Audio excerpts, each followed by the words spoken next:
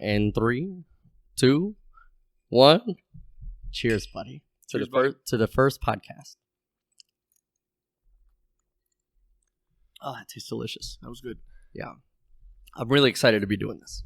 Me too. This is something that we've been planning for a while now, and we've talked about a lot, but like now that it's actually happening, it's a little different than just talking about it and sitting here and playing with the microphones and the cameras and with all that stuff. Now that we're here and looking at it all, we're like, oh shit, like this is fucking real completely. This is it. Yeah. So I want to do a little video later on explaining kind of what I'm doing, but just to get started, the podcast and the point of this podcast is something that I think can reach a lot of people to kind of talk more about this city and more about the positive stuff of the city that I think a lot of people overlook. And you hear about, there's negativity that goes on in the city. There's obviously any big city. I mean, Miami, anything like that. There's your big city. There's a lot of people. A lot of stuff happens. But I think there's also a lot of positive stuff that happens here. And people don't have access to that, or they're limited in what they see, and they stay in circles, and they don't see the bigger picture of what we really have to offer here. And I think that I can use this as a channel to bring all these circles together from all different walks of life, from all different classes, from people who are interested in just this to people who are just interested in that. And I think we can bring it all together and do a positive thing for Toledo. I'd like us all to get to know each other a little bit better. And I'd like for us to have that knowledge of the community that we're in, the people that are in this community, the people that make Toledo function the way it does, from what it was to what it is, like everything. And that's why I'm really excited to do this podcast. Agreed. And your story and getting to what Poco Loco is today, which, by the way, the location for this podcast is at Poco Loco. We are in one of the rooms at Poco Loco where you can see this beautiful design while you're eating. If you want to do a party, anything like that, that's what the background is. And I chose this specifically because that is a beautiful background. That this is perfect for the centralized idea of what I want to do. I'm very happy that this place is here. I'm very happy that this place exists. There are not a lot of Cuban places here. Matter of fact, I think this is the only one in Toledo. Yeah, there's actually none. There's none. There's one. There's one. Just us. There's this one. And I think not a lot of people know about the Cuban culture. Not a lot of people know about anything too in-depth about us. And I'd like to share a little bit more information about this place and how this got started, and really how this even came to be. So you were born in Cuba. I was. What part of Cuba were you born in? It's called Holguín. Holguín. It's northeast of the island. It's a beautiful city. It's actually the third largest city in Cuba. It has a lot of tourism, a lot of natural, mainly tourism. It's a main. We call it PIB. It's in Spanish it will be Producto Interno Bruto. It'll be the main source of money. Oh, okay. For the island. Okay. It's tourism right now. So their main focus is tourists and getting tourists to come, look at the natural beauty, and spend their money there to obviously help the community there. Unfortunately, after Castro took over, a lot of the richest natural sources of the island, they just went, bad. Like, they didn't know how to appreciate what the island offers. They didn't know how to monetize it. They didn't know how to market it. Okay. So it's been just an island stuck in time for the past 52 years or 51 years or whatever amount of time. The Castro has been in power. So since he took over, it's just been going bad, breaking bad, and getting worse. Yeah, unfortunately. And a lot of people, like me, we had to leave, looking for opportunities, looking for a better place. And a lot of people, we end up coming to America. It's hard, but it's the easiest, I guess, or it was, at least back in the days. It was the easiest way of doing better. Because a lot of people come here and they don't necessarily do better. I was just going to mention that. But before you even get to that, why don't you look for different opportunities in Cuba? Why don't you? So you decided to start up a business here. Why wouldn't you do something like that in Cuba? Since it's socialism, it's not. After almost 11 years here, I'm a capitalist. And that has a lot of love and a lot of hate. Absolutely. People either love it or hate it. Yes. There's no in between. There's not much in between. There's little, yeah. But I believe capitalism it's a gray system. Needs to be, tweaked a little. It can always be... Anything can be improved. And it can always be improved, of course. But it is a gray system, and unfortunately, socialism is not. It doesn't work. The way Castro kind of accommodate everybody around him, like other communist countries have done. So the people in power, they have the money, they have the riches, they have everything. Everything they want, everything they need, they can get it because they're in power. The rest of the country, it's equal. So they're equally poor. That's the way it works. Okay, so they're equally poor. So the reason I asked you this is so you don't have the opportunity to open up a restaurant there or to open up your own establishment there, or do anything like this, or is that possible? That's what I'm asking. Yeah. Now there is. Now there is a lot of restaurants and bars that people are opening. Mainly, what people do, they have their house. That's their only asset, if you can call that an asset,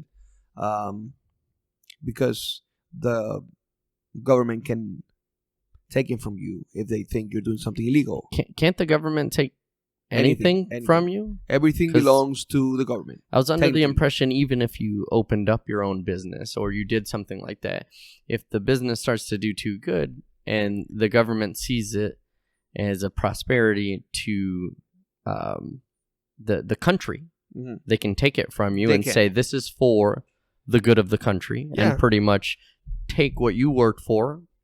And I'm sure, do they compensate in any way, or do they literally just say all proceeds now go to... Yeah, because if you're doing too well, then you're not equal with the rest of the country. Gotcha. Then you're doing too good. Yeah. And you cannot do that good.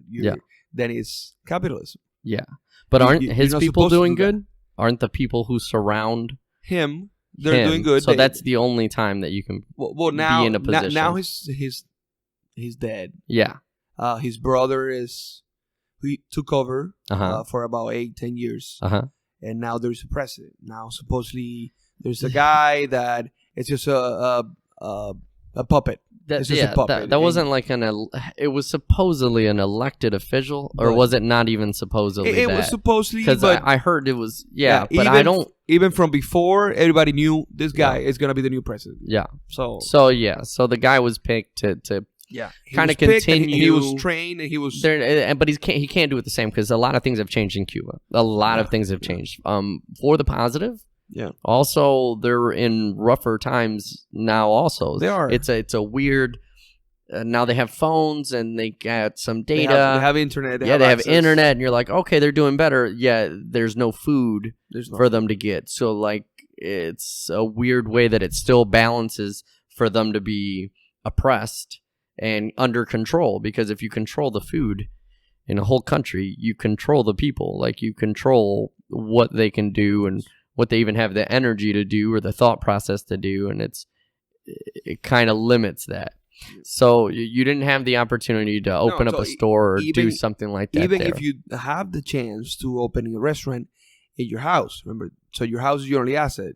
So you empty your living room and you set up a restaurant in the living room. Okay. You put 7 tables with, about 20 chairs, and you pay your taxes and your permit. You get everything. Mm-hmm. You somehow have some kind of money that it was mostly sent from. Yeah, most of the money the United States or any other country from people in other countries that can kind of do better and send it back to exactly that place. So you open the restaurant, and then you're gonna sell Cuban sandwiches in the restaurant. Yeah, but there's no bread, so there's no consistency. So let me ask you this: even if you have, because I noticed this on my visit to Cuba, even if you have the money, the resources aren't there. They aren't there. So you can be ready and prepared to do something, but more than likely you won't be able to have the inventory to continue to do what it is you want to do. It is really tough. Even a lot of entrepreneurs that the island has. A lot. Because, if you work for the government, you don't make any money. Yeah. If you're a doctor, you don't make any money. If you're an engineer, you don't make any money. Doctors there. Okay, so how much do how much they make? Yeah. Because the person that I got to know there, and I don't want to throw any names out, by the way, on this, but the person that I got to know there did radiology type job, and he told me he got paid about 35 CUC a month. Yeah, which there's a national currency. Yeah, which is the Cuban pesos. Yeah, and there is an alternate money currency, alternate currency. Yeah. Called CUC. Uh-huh. Which I forgot what it stands for. It's a convertible peso. That's what they call it. It's a convertible because you convert in pesos into dollars, even though they're not U.S. dollars. Yeah, I've never understood the transition with Cuba's money. It's super weird. I've never understood. It's stupid. It's just. It's a way to devalue and to kind of take money out when you go to visit and when you go to do stuff. I feel like it's just a way to kind of take money away. Yeah. But it is very close to U.S. dollars in value inside the island. X amount. So the CUC, that's the Cuban dollar.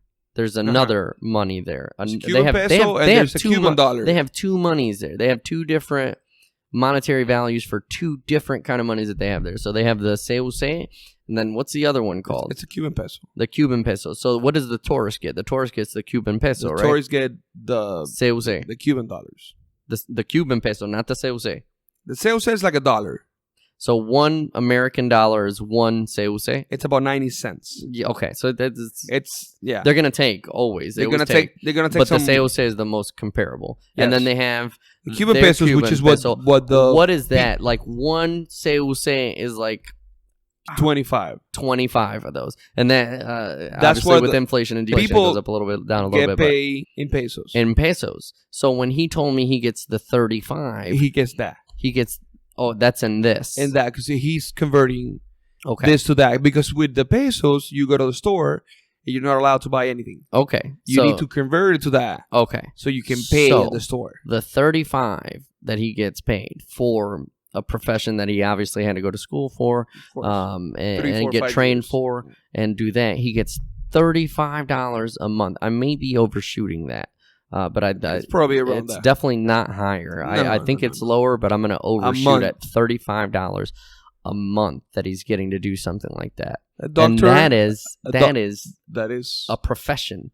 That is not like anything else. That's one of their professions that make more money than any other locations or any other profession, I should say. And that's getting paid $35 a month. That's insane. Which a person doing that kind of job in the United States can make that per hour. per hour. Easy. Yeah. After experience, not after. Let's say every 2 hours. Pero the point is, not a month. So there's a big difference there. So the actual opportunity to advance and save your money and do something. Really hard. I mean, by the time you're 35, you have to pay all your bills. I mean, you still get bills over there. You still get. You have all the bills. Yeah. So by the time you get that, you're spending it on food mainly. Food. Yeah. Just to eat. You spend all the money just eating, and you're not even eating right. When I went there, I saw they give portions of food out a month. Yes, they have. They give rations. They have rations, which is what you pay with the Cuban pesos. Oh, you still have to pay for those rations. I was under the impression that these were free. Given rations. No, but you pay very low. Very low. But I saw, so it goes by weight. Yeah. And I saw they give beans, right? But I saw when she got home with the beans, you had to clean. So there was like little twigs and a lot of dirt and rocks. And you have to clean it. So the weight is not exactly because it feels like they purposely throw the rocks and twigs in there. Like I was looking at them cleaning and I was like, why do you have to? I'm so used to going to the supermarket. I get my beans in a bag and it's in a bag and it's perfect. That's it. And then I see them with like a torn bag going through and separating. And I'm like, what are you doing? And they have to do that to eat. And they get charged for those rocks and twigs that are included. And then that's on the beans, but you also do the same thing with the rice. And rice is so little, and you have to go and you have to get it all out of the rice. Yeah, Jesus Christ. So the grandmas and the moms, which is. That's what I saw. The older ladies. So everybody else is like, "Hey, we're doing whatever, this, we're doing that." And older ladies to the side. She's kind of talking, but she's paying attention to what she's doing. Because they're mainly housewives. Yeah, they're mainly housewives. Older ladies. Yeah. But that's.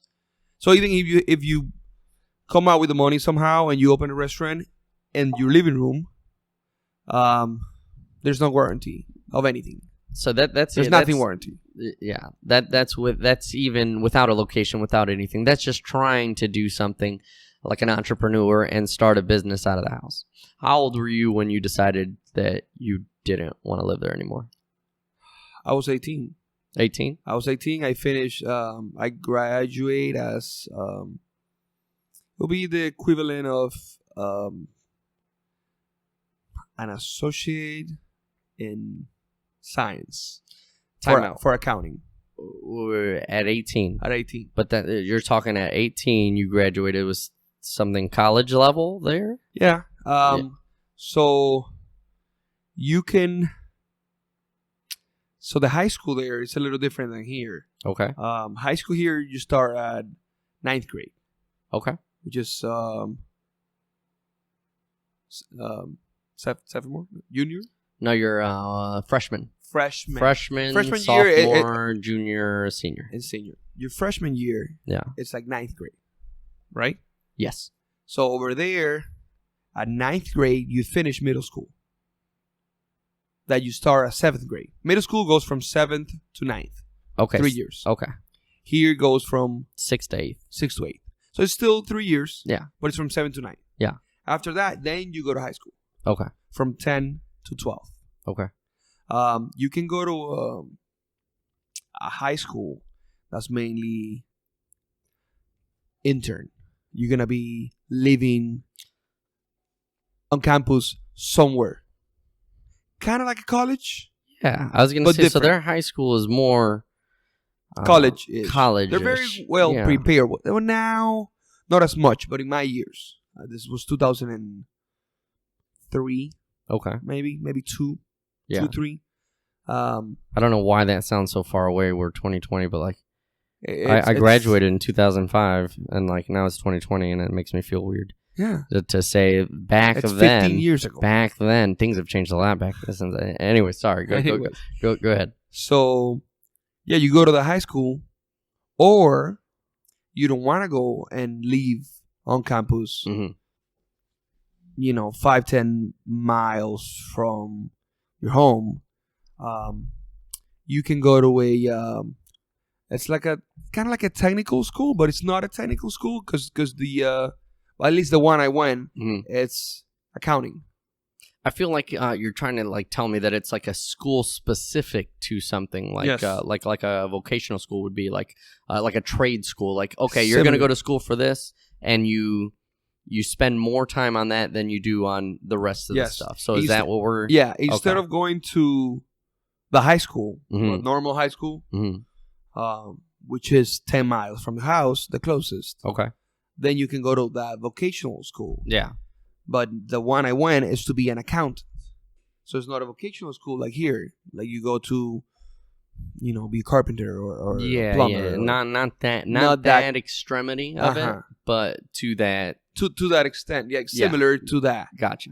So I finished high school, but at the same time, you come out with a profession. Okay, that's nice. So it'll be kind of...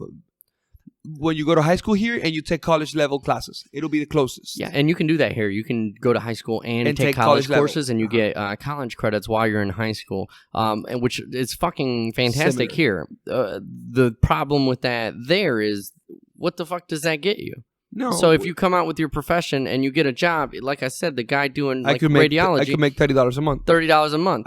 That's an accountant. As an accountant, that sounds horrible. Yes, it is. Being an accountant sounds... Sorry, it's not. It's just not for me. I liked it. I like numbers. Now, not as much. It is boring. It's boring. It sounds like something good to know, but not to live through every day. It is boring, and That's all I'm saying. But I can't imagine my whole life accounting.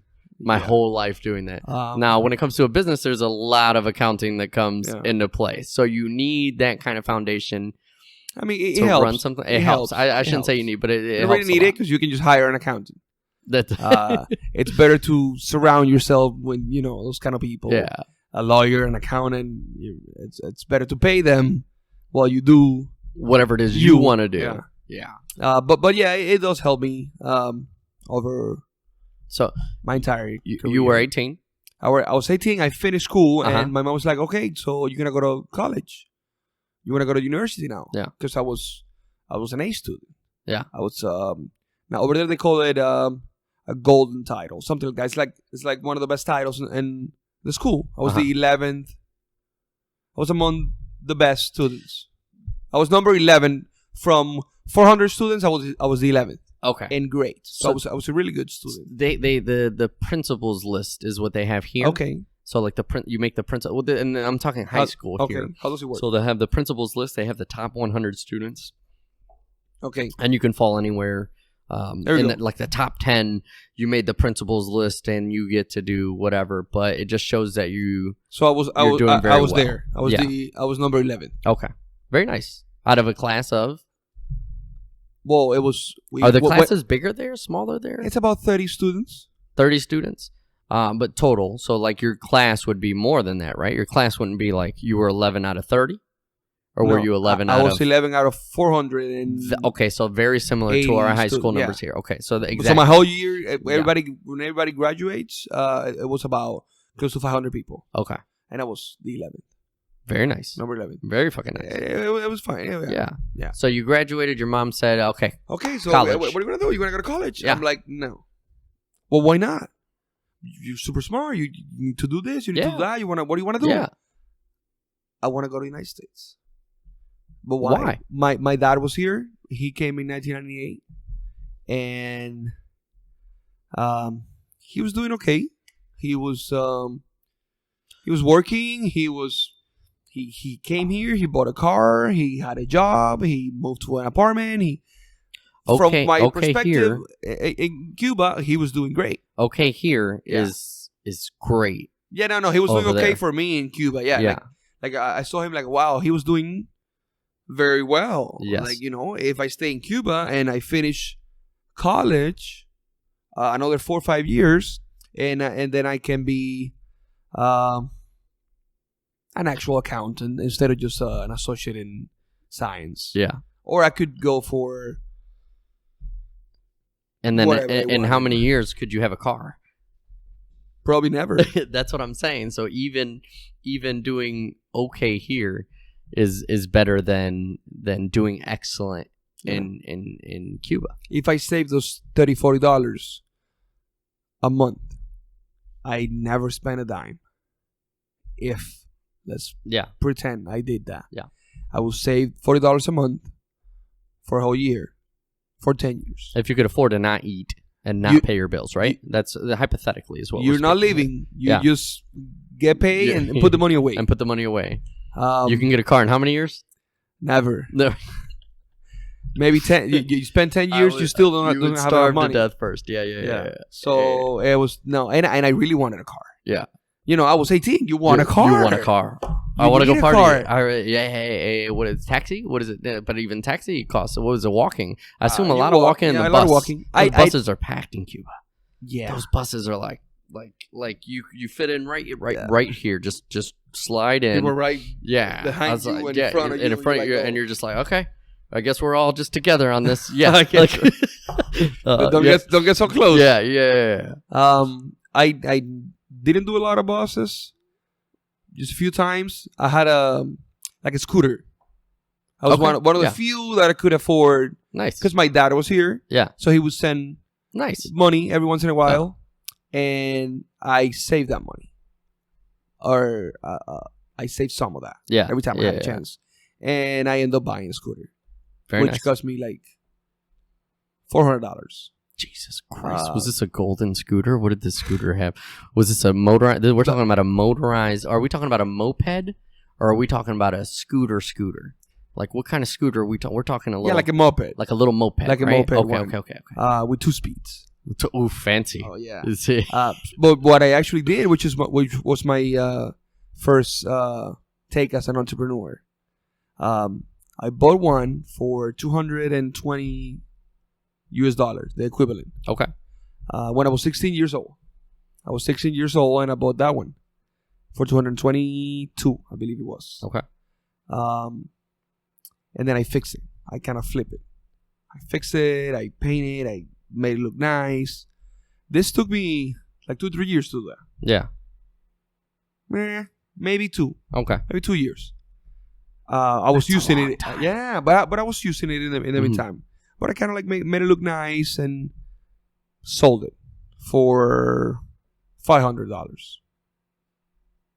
Made a little bit of profit, but at least I just and you used it for that amount of time. I used it for that amount of time. So it's like you're renting it. Plus, you made money off of it, so you rented it for somebody paying you to rent it, which is a great move. Okay. Then I bought another one for the same amount. And kind of did the same thing, and I sold it before coming here for $800. Very nice. Yeah, so I kept my money. Yeah. That was my 2 first, moves as an entrepreneur. Then I also, in between those 2, I believe I bought a VHS movie bank. Mm-hmm. I guess I can call it like that. It was about 30 cassettes. Every VHS cassette had 3 movies. So I bought 30 for about $30, and I would rent it. So I would go to your house and tell you, I have this new show. Which one? It's Prison Break. Back in those days. Yeah. Oh my gosh! Yeah, I've been wanting to watch that. Okay, I'm gonna live. Season 1, episode 1, 2, 3. I'll be back tomorrow with 4, 5, 6. It's gonna be 5 Cuban pesos per day. Jesus. So I will do that in a few houses, and I will make some money like that. Jesus. Yes. Okay. Yes. That's a good hustler move. Yeah. That's a very good move. Yeah. So and people, that's normal. That's normal. I used to do it. I used to rent movies like that. Yeah. It's like a Blockbuster, but it moves around. It's wherever necessary. It's a mobile Blockbuster. Which disappeared. Blockbusters are gone. There's one. There's one left. There is? I think it's in Alaska. And they named it. They don't have Netflix? No. In Alaska? They named it. They renamed it, I think, The Last Blockbuster. Yeah, instead of just so the company still exists? Technically, there's one. The last of the Mohicans. It's the last Blockbuster still there. So I had a Blockbuster in Cuba. one of the few lucky that entrepreneur type blockbuster where you could go out and rent those movies. So you did that. You sold your mopeds. So you had some stuff going on. I had to. I think a lot of people in Cuba are in that same boat. Yes. Where they find some guy. There's a lot of lazy people though too. There's a lot of people who just depend on the system, which is mainly people living here that send money. Yes. People living in Canada, people living in Europe, like all the Cubans. There's over 3 million Cubans outside of Cuba. Where do you get those numbers from? 3 million Cubans outside of Cuba. Yes, over. One day I plan on getting a young Jamie to look up facts. Because I don't have a young Jamie. I don't have a guy. I'm gonna get a guy. Yes. To look up facts, but maybe there's less, maybe there's more now. Yeah. I'm sure that number fluctuates. I saw this number about 10 years ago. Okay. It's still Cubans repopulate quickly. Cubans. So there might be now this 3 million. It's not counting like you, for example. Yeah. That you're Cuban. American. Cuban American. You were born in America. Technically, complete American. I was born here. Exactly. But mom and dad. My heritage your heritage is Cuban, so no counting that. Yeah. So if we count that in, that's another factor because there's a lot of Miami, todos esos lugares. Everywhere, Tampa, there's a lot. Kentucky, there's a lot. Yeah. So, where were we? So these Cubans living outside, they send a lot of money to the island. So besides tourism, like my city, we talk about my city, Holguín lives off tourism, and people that send money. Viñales, that's the opposite side of the island. Is that? But it seems like a place that just depends on tourism. There's and they do a lot of tobacco leaves. Okay. They're the main tobacco production. Okay. And probably the whole Caribbean. Let's call it in Cuba because I'm not sure. I don't have those facts. But in Cuba, that's where they make maybe 90% of the tobacco leaves and cigars. Cuban cigars it's isn't that one of the big what do you call it? Things about Cuban. You can roll a cigar. Yeah. Of course you can roll. You're Cuban, you can roll a cigar. Yeah, like what the fuck? I don't even know how those leaves looks like. Yeah, exactly. Well, I have no idea. They're like, oh, you know how to roll those things. I don't know. I've never even seen one, man. I don't know what to do. I don't know. But I like a good cigar. Tobacco and sugar, right? Are those the two big things? Sugar used to be big. Sugar is not as big. But it used to be one of the big exports in Cuba. One of the biggest exports in Cuba. One in the 70s, probably 1970 exactly. They did about 7 million tons of sugar. Holy shit! And they used to sell it, But before 1959, they used when to they had sell that good Coca-Cola. When they had the good Coca-Cola, we're gonna put this real sugar in there. There was a Coca-Cola. There was everything in Cuba before 1959. There was Sears. There was Coca-Cola. There was everything. Cuba was thought to be what Vegas is, but on an island, surrounded by water, casinos, and showgirls, everything. There was no Vegas. Yeah, there was no Vegas. Yeah, it was Cuba. It was Havana. Cuba was the place. Hotel Nacional. It was all the movie actors, the Hollywood actors that will go to Cuba, like artists, like anyone. Cuba, the mob used to like. That was the place, right? Low money in Cuba. Yeah, that was the place. It was not only a beautiful place; it's surrounded by water, a good place to spend your money and have fun. A lot closer than Hawaii, so a lot closer than any of those kind of 90 islands. miles from Key West. 90 miles. Like you get on a plane, by the time you take off, you're already coming back down. Like leaving Miami, which is like 200 or 300 miles away. Yeah. Imagine Key West. Wait, Miami. If you do Miami is like 200-300 miles away. Okay. Key West is 90 miles. Key West is 90 miles. It's like 3 hours from Miami. Yeah. You're right. Key West is a really nice place too. Key West is really nice. Oh, everything by the beach down there is really nice, man. You get by the beach and the sun, and you're like, I like this place. Nice. Yeah, the people are assholes, but you're like, it's okay. I like this place because of the weather. So let's get back on topic. Yes. 18. Yes. How did your mom react when you told her instead of going to college? I think that's like the normal thing. Even here, it's like, if you don't go to college, I think they look at you like, what do you mean? Especially when you do good. You're like, you're just automatically supposed to go to college. Yes. You have to go to college. You're smart. Yeah, you have to. You had A's. Yes. So you must go to college. You must go. And it's like, what? But I have good ideas. I think I can do this, or I think I can do better that. Than just going to college. Matter of fact, I already have like some ideas of what I can do. I've already made money doing stuff. I think I can make the right decisions. I don't need somebody to tell me that. They don't believe in that. I think it's becoming still more culturally normal now. Yeah, between millennials. Yeah, I think we're gaining. We changed that. Internet technology. I think we have more communication with each other to let each other know, hey, it's okay. Like, people are going to say that it's okay if you don't go to college. But do your own thing. Because entrepreneur, it's popular now. Yeah, that's being like an entrepreneur is that's the fad thing to do. Yeah, it's super before cool. It was popular. You were just a businessman. If you own a business, you're a businessman. Now, no. But if you didn't own a business, like, you were a failure. If you said you were an entrepreneur, you were a joke back in the day. You're a joke. Yeah, it's like, I got these ideas, this and that, and everybody's like, come on. This guy didn't even go to school. What does he know? What does he know? Yeah, exactly. That was the mindset. So when your mom found out, instead of going to college, your idea is to go to the U.S. Yeah. Did you even have a game plan where you're just like, just going to the U.S. I'm going to go to the U.S. and do this? No. Or like, what was your general idea? I mean, I was 18.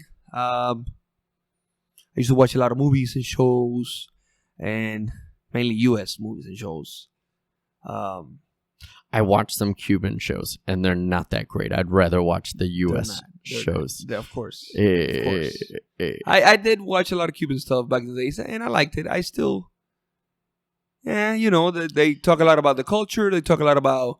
You're there. You're obviously going to watch that. I mean, but I always loved American history, American capitalism, American system, everything about America.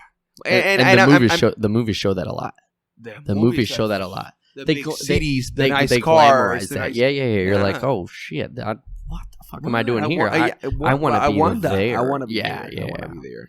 I remember that Miami song with Will Smith. I was like, oh my god. Yes. I want to be there.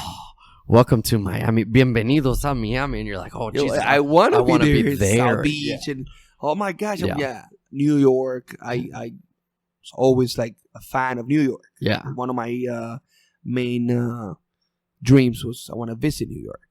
I want to be in New York. I want to go to New York. And I did. I went in 2014, but that's another story. 18, I told my mom I want to go. She said, oh my God, you should... Se te subió el pelito ahí. You should... ya. You should go to college. But you're already 18. You're smart. You know what you want. If you want to go, then that's fine. I'll talk to your grandma so she can talk to your dad so he can do the paperwork for you and you can go to the United States. How was that process? Almost 3 years. But like what is that? I don't know that process at all. Well, because for my mom came on a boat.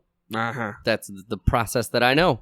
Was getting a boat and so yeah. So now it's there's a different process. Now it's there is. You can. Now there's actually a way. Yes. Because back then there was no way. Or it will take forever. Like 10 years. Yeah.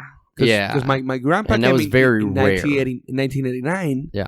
But for older people, it's easier because you have family here and they can like file a petition for you. So you can go visit them because you're old and whatnot. Yeah. You're less likable to be an illegal immigrant. Yeah. It's likable to stay because you're old. Yeah. You want to go back to your country. Yeah. So my grandpa came like that. He was he came to see his brothers, his siblings. He had a sister and 2 brothers, and he stayed. And it was okay to do that back in the days. Yeah. You're Cuban, you want to stay, golden. You're running away from communism, you're welcome. Yeah. Stay in the United States. He did the paperwork for my dad, but that was like 10 years after. So my dad came in 1999. And then I came in 2009. Jesus. Everybody 10 years apart. Yeah. But when I told him I want to come, it was 2006. I finished, I graduated, and I said I want to go. So he started, he the paperwork for me. And all that. And took like 2 years and 2.5 years. Okay. I went to the interview in Havana. I was approved, and I came here. Awesome. Yeah. How'd your mom feel about that when you? Oh, she was crying and stuff. I mean, Yeah. First son, and I'm only 21, and she wants you to be by her side. Yeah. Of course. But I have a little sister.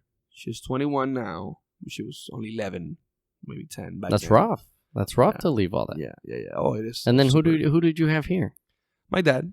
And that my was dad it? and my grandpa. But your dad had left way prior, so he left 10 years before, 10 years before that. So you couldn't. I mean, but I never. You weren't around him that much to.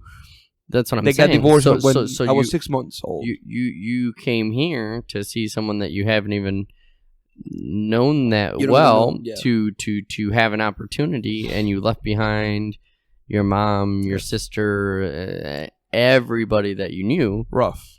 Yeah, that's got to be mentally very unsettling. It was one of the like you have to feel alone when you and then where did you go when you got here? So first of all, how did you get here? So did you take a plane? I took a plane. You just take a plane, you get here, and so I bought the ticket, one-way ticket. It was like $200. So remember, I sold my motorcycle. Mm-hmm. I had a computer. Sold my computer. I had some clothes. I sold everything I could sell. Sell everything. Yeah. I bought a ticket, $200, $230, something like that, one-way ticket from my city to Miami. And you normally can't buy a one-way ticket, right? That's only if you're approved. That's only because you're approved to exactly. Otherwise, they don't let immigrate. You buy. No, you have to have a round. Okay, exactly. That's why I'm asking. But I'm not coming back because I'm but leaving. You have your paperwork. Otherwise, they say you show it up. You can't leave. You're like, okay, I'm leaving. Mm-hmm. I'm here to buy a ticket. Okay, so you buy a one-way ticket. You don't know when you're coming back. You don't know if you're coming back. Yeah. Ever to Cuba. You're leaving. That's crazy. You don't know. That's got to be a crazy feeling. Yeah. I mean, I wanted to, of course, go back and visit. So, and I did. But I came, I flew. It was American Airlines ticket. Fancy, huh? They don't have Spirit going. No Spirit going there. No. It was American Airlines. But then when I go to the airport, the guy that was issuing the seats, it was a neighbor. It was my neighbor. Oh shit! He's like, I didn't know you're leaving. I'm like, yeah, I'm leaving today. And he's like, okay, hold on, give me 1 second. And then he talked to somebody. Hey, do we still have some first class seats? And then the lady said, yeah, we still have. Okay, give me one for Aldo, my neighbor. Oh, so I flew American Airlines first class. Oh shit! This motherfucker flew into the United States and first. I've never even pay. flown first class. What the fuck is this? What the fuck? I didn't even have to pay for it. To get to upgrade it to first class. It was a free upgrade to first class. That was great. I thought it was great. I bet that's a great intro to the United States. It's the only time I've flown.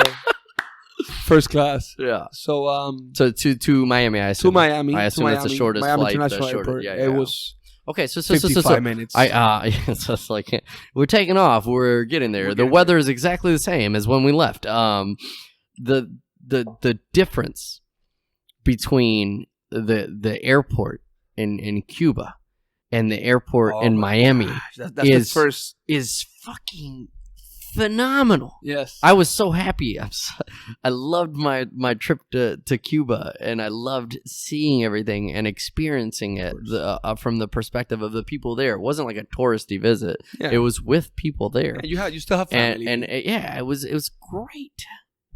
But getting back to civilization is the best. Is like what is this? let me go use the toilet that has the toilet seat on it, and I can push the thing. And to there is flush. toilet paper right next to it. And there's toilet paper. I don't have to pay money or like ask for. Jesus Christ, that story. I'm sorry. I'm gonna use toilet. Can I get some toilet paper? Can I have?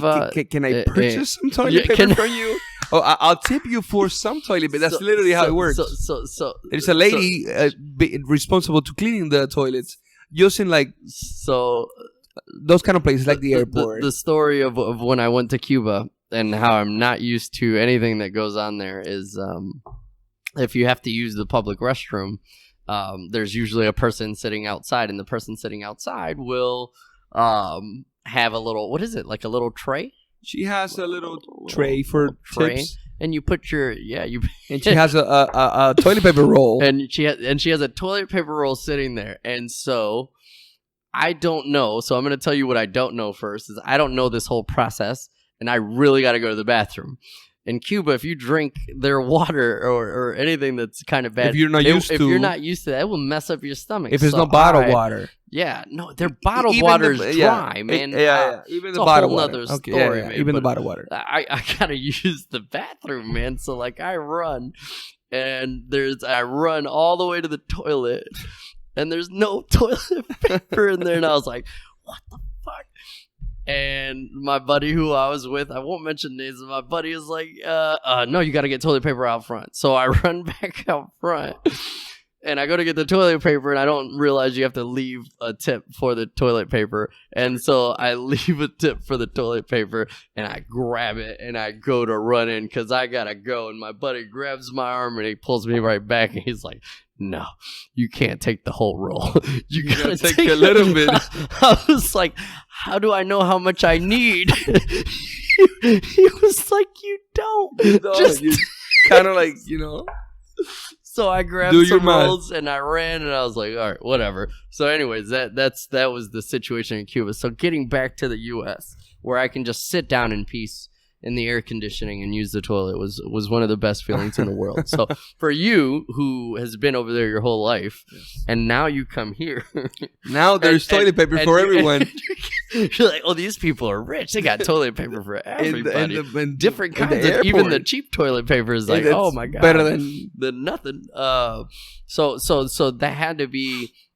I'm trying to look for the word impresionante. Que you go from there to here, and from that airport to this airport. It's a wow. How was that feeling when you land here and you get off because you're still on the plane, and then you walk out of the plane, and immediately the carpet, the everything is different once you get to Miami Airport. Yes. So how was that feeling? So many people, so many doors, so many halls.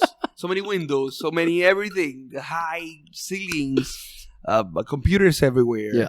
But you're a little bit of in shock-ish, but nothing really surprised me at the moment. You just want to get out of there. You just want to make sure you're in the United States. You're really free. You're really outside of the airport. Yeah. Maybe these people can send me back. If I don't know. You want to get out. I want to get out. I just want to get out of here. Yeah. So I wasn't really impressed. I just want to get out. Yeah. Something did impress me. I had to fill out a little form saying I don't have any chicken or pig, or I didn't bring any cheese or ham, or that kind of form. Yeah.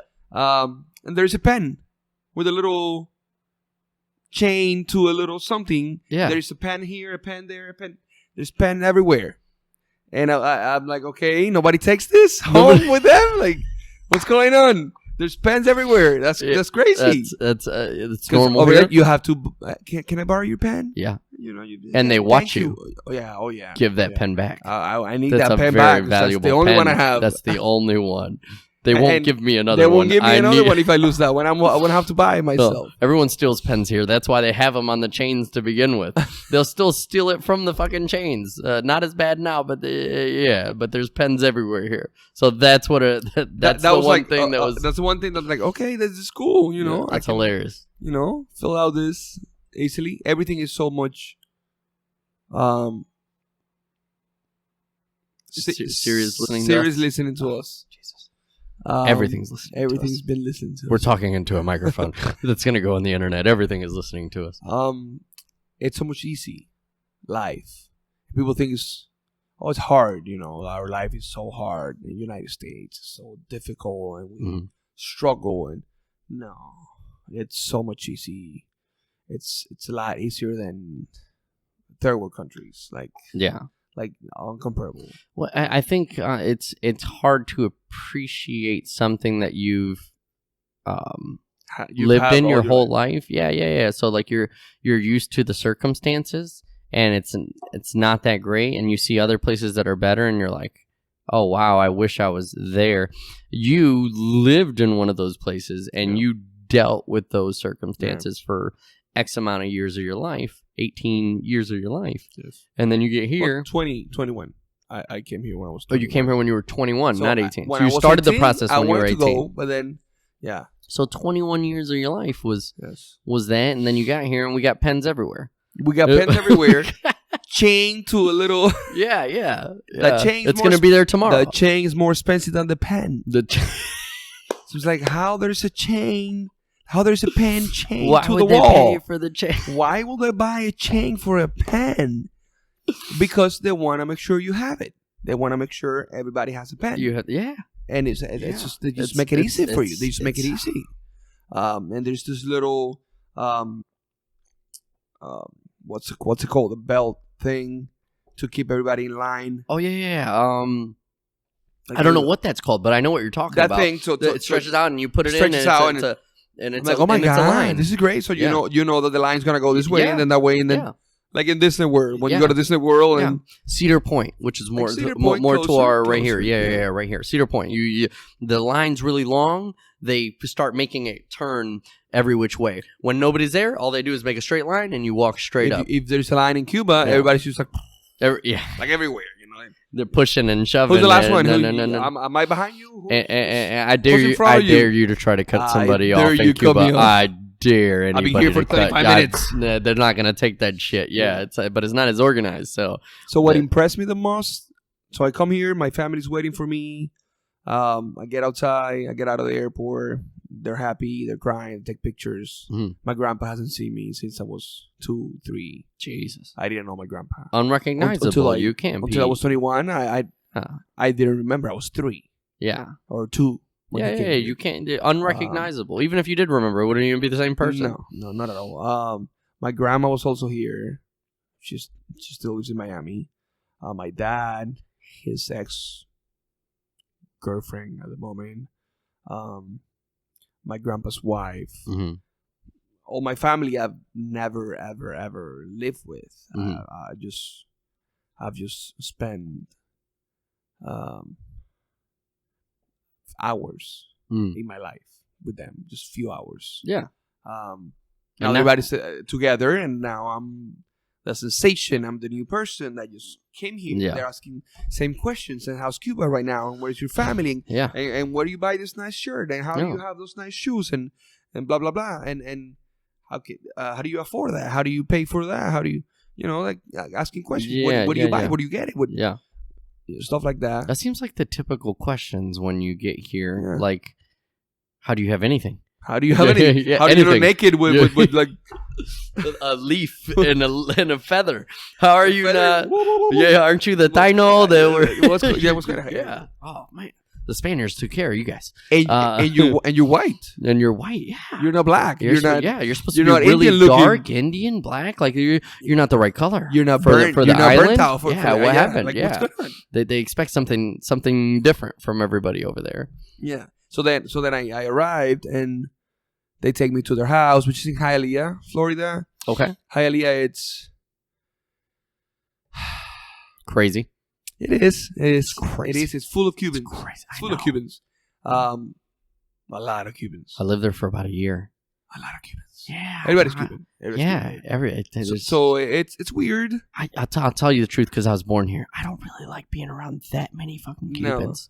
No. It sounds sounds weird, because we're Cubans. We're supposed to like. And I like hanging out with you. Yeah. I like hanging out. You know what I'm saying? Well, no, with that many Cubans. But when there's that many, it turns into a whole nother ballgame. Like what's going? You feel like you're not in America anymore. Yeah, this is too much. This is not United States. This is too much.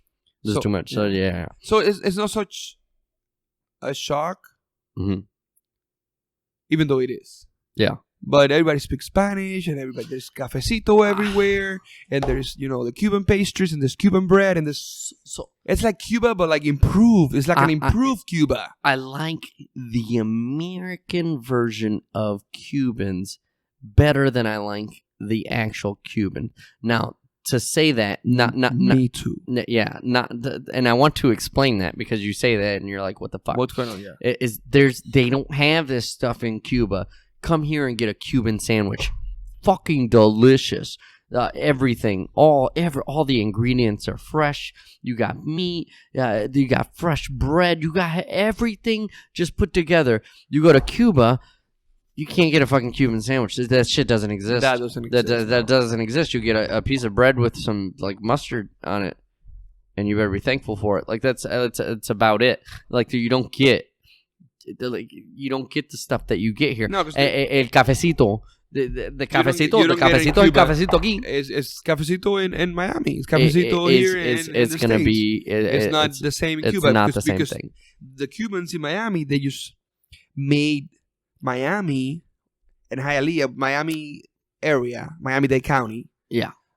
Or the entire South Florida. They populate the whole South Florida. Yeah. They made it look, or they made it feel, or they made the food, the culture like the Cuba in the 50s. Like the Cuba that was Cuba. Predominant.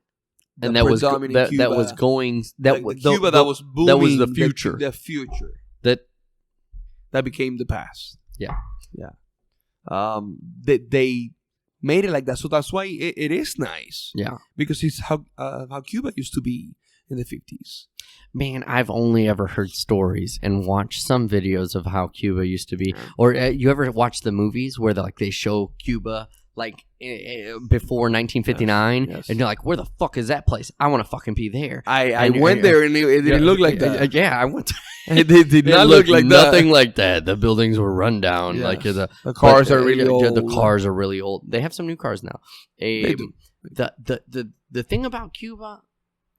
The people, I love the people though. I love that activity. I love that. ¿Qué pasó? ¿Qué está pasando? ¿Dónde vamos? ¿Qué vamos a hacer? The vibe of the Cuban people. And I love our culture. I love our culture and the fact that like we family is very important to us. Family is like essential to everything, and I don't think that's picked up as much in the American culture. No. It's not as important, and it's viewed very differently. In the Hispanic culture, more predominantly the Cuban culture, it's very important and it's very essential that we maintain a strong family and we help each other and we progress that way. And I think that's important in Cuba because you don't have many opportunities, so you help each other. You all try to help each other to move forward. And when you get here, you kind of lose that a little bit. My like mom the mindset just here gave is different. Food to everybody in the neighborhood. That's awesome. Like there's this lady across the street that didn't have. She had like a kid or two, and she didn't have enough money to feed them or whatever. And I will see her cooking and saving a little bit and take it to them or giving them food for them to cook. And when I was little, you don't kind of understand. You don't understand that. Like, why are you giving away your food? Yeah. And then when you're older, you're like, oh, they don't have the food. They don't have means. That comes later when And then that's why okay. I get it now. I get it now. Everything changes. Like, your perspective changes with time. So, 21. You get here. Yes. Your family's like, you're the new. How did you get all this? Yada yada. What do you do? Not much. You're lost. You don't know what to do. You need to rely on them. So what do I do? You have to. You don't know anything. What do I do now? How do things work here? Yeah, things work way different here than they work over there. Do things work here? Because it didn't work over there. Do things work here? Like at all? And then, so my grandpa had a. It was a 2004. It was a 2004. Was it 4? Maybe 6. 2006, I believe it was. Corolla. Mm-hmm. Oh my gosh! And that was 2009. Brand new. That's brand new. And it's a Corolla. Yeah. Brand new. I love it. This car is awesome. I like it. Yeah. It's great. I'm living the dream. I'm living the dream. But then I'm driving from the airport. Well, I'm not driving, but my dad's driving. I'm sitting right next to him. And my grandpa and my grandma are sitting in the back seat. And we're driving through one of the main roads, which is called Okeechobee Road, which is US 27, but over there it's called Okeechobee Road. We're driving from the airport to Hialeah, where they still live. Okay. And I'm seeing this Hummers passing right by me and Benz. The Corolla's not enough now. The Corolla is not as nice now. I'm like, look at this car. And why they don't have that car? Yeah. The Corolla is nice. Nothing wrong with it. But what's up with the Mercedes, though? Yeah. Why they don't have the Mercedes? How can I have that Mercedes? I want that. So unconsciously, you're already... Oh, my gosh. Subconsciously, your head's already focusing on, I got this, which is great. You're grateful for it. Yeah. But how do I get that? Well, how do I get that? I want that. Yeah. Okay. Nothing wrong with the Corolla. Nothing wrong with it at all. I drove it a lot. It gets you to point A to point B back to point A. And it was brand new for me. It was only 3 years old. All the cars I ever... Buddy, in Cuba, all the cars are what? 1950 from the 50s. What? They were from the 50s. The most modern car I ever driven in Cuba, or I ever drove, or have driven.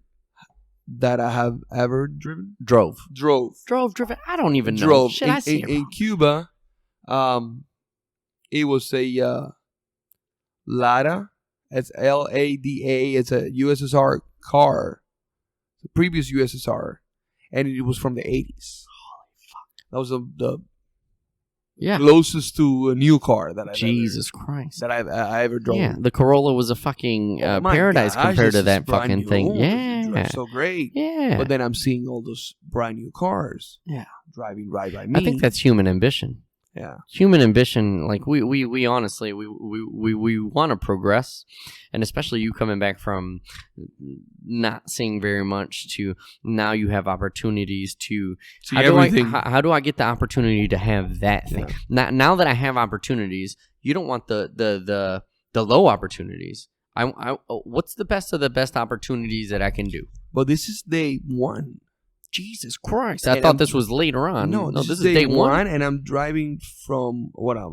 You're in the car. I'm in the car from the airport to the house, and I'm already subconsciously. I knew this later on that I was thinking that. Yeah, I know that now that I'm telling you. Yeah, that I was thinking back then. What's up with this? What's up with that? Like, how can I own that? Yeah. What did he do so he has that kind of money to afford a Mercedes, to afford a BMW? This guy has an Audi. This guy is driving a Maserati. What? I'm 21. I'm thinking cars. Yeah. Everything I see is just cars and wheels. This is great. There's a Harley Davidson. I'm in the right location, just in the wrong car. Yeah, I'm in the wrong car, but I'm definitely in the right place. This is the right place. Yeah. But not everybody thinks like that. My dad is perfectly fine with whatever car he's driving. Hopefully he's happy. I'm not sure if he's happy, with just whatever. There are people that are content, though. Yeah. Everybody's different. So where you wanted that big car, maybe he just wanted a car. Like, that's it. Yeah.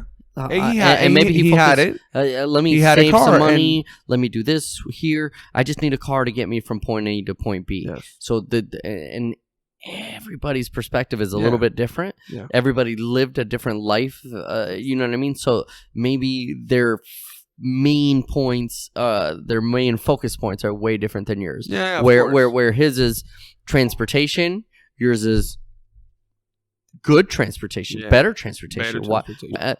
I'm here. Why should I just be content? Why should I settle? Why should I just settle just for this? Yeah. When I know I want that. I'm intelligent and I am worth getting that. Yes. So what but how do I earn it? That's your question. It's not like, who's going to give me that car? No, your question is, what can I do to make myself in a position where that can be my car? How can I afford that? Exactly. And there's nothing wrong with that. But I think everybody's a little bit different. Different. So where some people are content with what they have, some people, they want more. And apparently you're ambitious and you want... you want to get yourself day one in a position. Like a capitalist. Already. Transformed. It's not, I cannot afford it. It all started with pens. Exactly. Pens and change. You're like, oh, what shit. Is this? Yeah, the future. But yeah, when I get out of the airport, the parking lot. I've never seen a parking lot that big. Just a parking lot was... They don't have real estate for that over there. No. I mean, there's a lot of real estate, but who's going to spend so much money? There's a lot of holes in a parking lot. There's just like 4 floors of just parking. Yeah. Like so much... This is just to put your car? So much concrete in this... That's a waste. That's a waste. You just park everywhere. Just park in the grass. What's wrong with you people? What's wrong? Can you just park in the grass? Yeah, what was that? No. So I'm thinking like that from day one. But it's not just to show off a new car. I don't even care now anymore of the car. But I'm still thinking, how can I afford it? That shows your mindset. That shows exactly like where like you don't want to settle. You don't want to say, okay, there's this. And it doesn't matter that it was a Corolla. It could have been whatever the fuck it was. Yeah, no, it was a Corolla just because... It could have been... I remember it was a Corolla, it could have been a Benz. It could have been a Benz, and you'd have been like, why don't I have the Maserati? Like, it doesn't matter what it was. You were like, how can I get to the next step? That's your mindset. It's not looking down on one thing. It's looking at, how can I do better? Yeah. And that was on day one. I'm thinking like that. But I don't know. So I'm just asking. I still ask a lot of questions. You do. When I don't know, I need to know. That's why Siri's always listening. Siri's like, what do you need now? What do you... I want to know. I need to know. Yeah. And from day one, I need to know. And I want to know what's going on. And I want to know how I can do better, how I can improve, but at the moment, how do I find a job? What do I have to do to get a job here? How does the system work for you to get in a position for that? And your first mindset, which is, I think a lot of people's, is like, I just need to get a job. I'll save my money and I'll get that car. You later find out that's not how it works. No. It doesn't work because you can't just get any job and do something like that. No. This is the land of opportunities. You can reach out and get something like that. But you have to be different in your creative processes than the mentality of go to school, go to college, get a job. It doesn't work like that. But you're not going to know that day one. So day one, you're like, what job do I get? I need a job wherever. I need a job. I need a job there. I need a job there. I need a job. But then my family here they still have it probably. Same mentality as my mom. Mm-hmm. You're smart. You need to go to college. Yeah. So I walk in to the same I had, but a little different, but the same thing. Don't worry about getting a job. That's going to happen eventually. Go to school. Go to school and graduate from anything. Just get a little piece of paper saying you graduate in whatever you like. This guy knows this stuff because we did these classes. So you can find a good job. Yeah. And I get it. You will find a better job 4 or 5 years, 6, 7, 8 years when you graduate. Yeah. You will find, if you're lucky, or if you have connections or whatever, luck factor helps, but I don't believe in lucky much. But you graduate, try to get a job, getting paid, whatever. Yeah. That's how they still think like that. They still think. Other people still think like that. If you graduate, you have more opportunities, which we do. Ish. That mentality, it works because it's tried and true. Yeah. It's worked for so long that people get stuck in that. What you say, don't let good get in the way of great. So people are like, safe. What can I do that's safe? safe. What can I do that's safe? Get a safe job. Because if you're not, then you're going to starve to death. You're not going to survive. To get along in this world, you have to go to school. Once you have that piece of paper, find a job that says that piece of paper is good and do that job. But the mentality always is good to payment work and safe job under somebody. Yeah, work under somebody that's safe. Because they're going to pay you. They're going to pay you. What they don't understand, and something that you're going to retire with them. Something that I didn't understand. Work for them for 40 years, and then you retired. Something that I didn't understand until I met you, and we've had numerous conversations on this subject is, why can't you be the person supplying the job instead of the person asking for the job? Obviously, the person supplying the job is making enough money to give you money to do that job and still making their money on their end. Or whatever. Obviously, enough to be comfortable, enough to pay you the wages that you're getting paid. And that was a perspective that I didn't have a good hold on, because I was in that same mentality that a lot of people are. You have to work. You have to go get a job. Go get a job 9 to 5, and nothing else is guaranteed. Of America thinks nothing else is guaranteed. What's going to happen? What are you going to do? And they ask you that, and in a moment like me, I get stuck, and I'm like, I don't fucking know. But there's plenty of opportunities. There's plenty of things that you can at least try to do. And if you fail, I mean, worst case scenario, if I fail, I'll go get a job. Yeah. I'll go get another job. Like that's what's the worst that can happen? You're gonna fail and go get a job. Go get a job. You're already doing that. Exactly. Either I get a job, or I try something, fail, and go get a job. You know what? Until I can try something different. Again. Until I can save up, then now I'm gonna pursue something else. And if I fail that shit, okay, and I can repeat that process. There are people that have repeated that process over and over and failed and failed and failed, and eventually got something out of it. There's a lot of people who have gotten something out of that, but towards the end. It's not for everybody. Some people they're comfortable getting a 9 to 5 job, and they're okay with that. Yeah, and they're happy. Hey, if I stay here for 10 years, I get another week of vacation. So they pay my benefits. I'm like, I'm okay. I don't think, and I want to clarify this, I don't think there's anything wrong with that. No, I think there is. Each person has their own. It's wrong for me. Exactly. I don't. Way of thinking. That's not very fitting for you. No. But that perspective is okay for some people. But that's, as long as you're happy with what you're doing, I think that's the right move for you. I don't think the right move is to chase money. No. So where you're like, I want this car. How can I get a better car? Your dad's perspective is, I just want this car. Neither one of you are wrong. But if you switch, it won't work for you. No. You're not going to live your life that way, and he's not going to live his life chasing something. As long as you're happy with it, I think you should pursue that. And I don't think I'd be happy saying, and I have a job right now. I have a great job. I love my job right now. As a matter of fact, this is probably one of the best jobs I've ever had, ever. I have no quarrels with my job. I still don't want it the rest of my life. I want to do more. I want to advance and do something else. Yeah, I want that. I want to prove to myself what I already know, but I want to prove it. I can do something better. I can do something. I can proceed. And if I can't, that's okay. I still have my job. I'm still doing what I'm doing. And you like it. Exactly. I'm not suffering. I'm miserable. I'm not. I really love my job. I finally found something that I literally enjoy. It would be great if I could do it for myself, but that's a different category of whatever. Yeah. But I really enjoy where I'm at. And if I can find something to do on my own or something to whatever, I'm going to pursue that too. If I fail, I go back to whatever. I didn't have that mindset before. My mindset was very, very, very different. And I'm glad I got myself out of that cycle. I appreciate life more. I appreciate opportunities more. I appreciate all these little things because they're adventurous, they're fun. If I fail, oh well. What? Yeah. But now I have fun. Where before it was like play safe, and then what? Die? Like that was the whole. that was the whole game plan. Play safe the whole time. Now it's like I play safe. Let me venture out and let me try this. It worked out a little bit. Like not horrible. I could have done worse. I could have done better, but I could have done worse. Let me keep playing safe.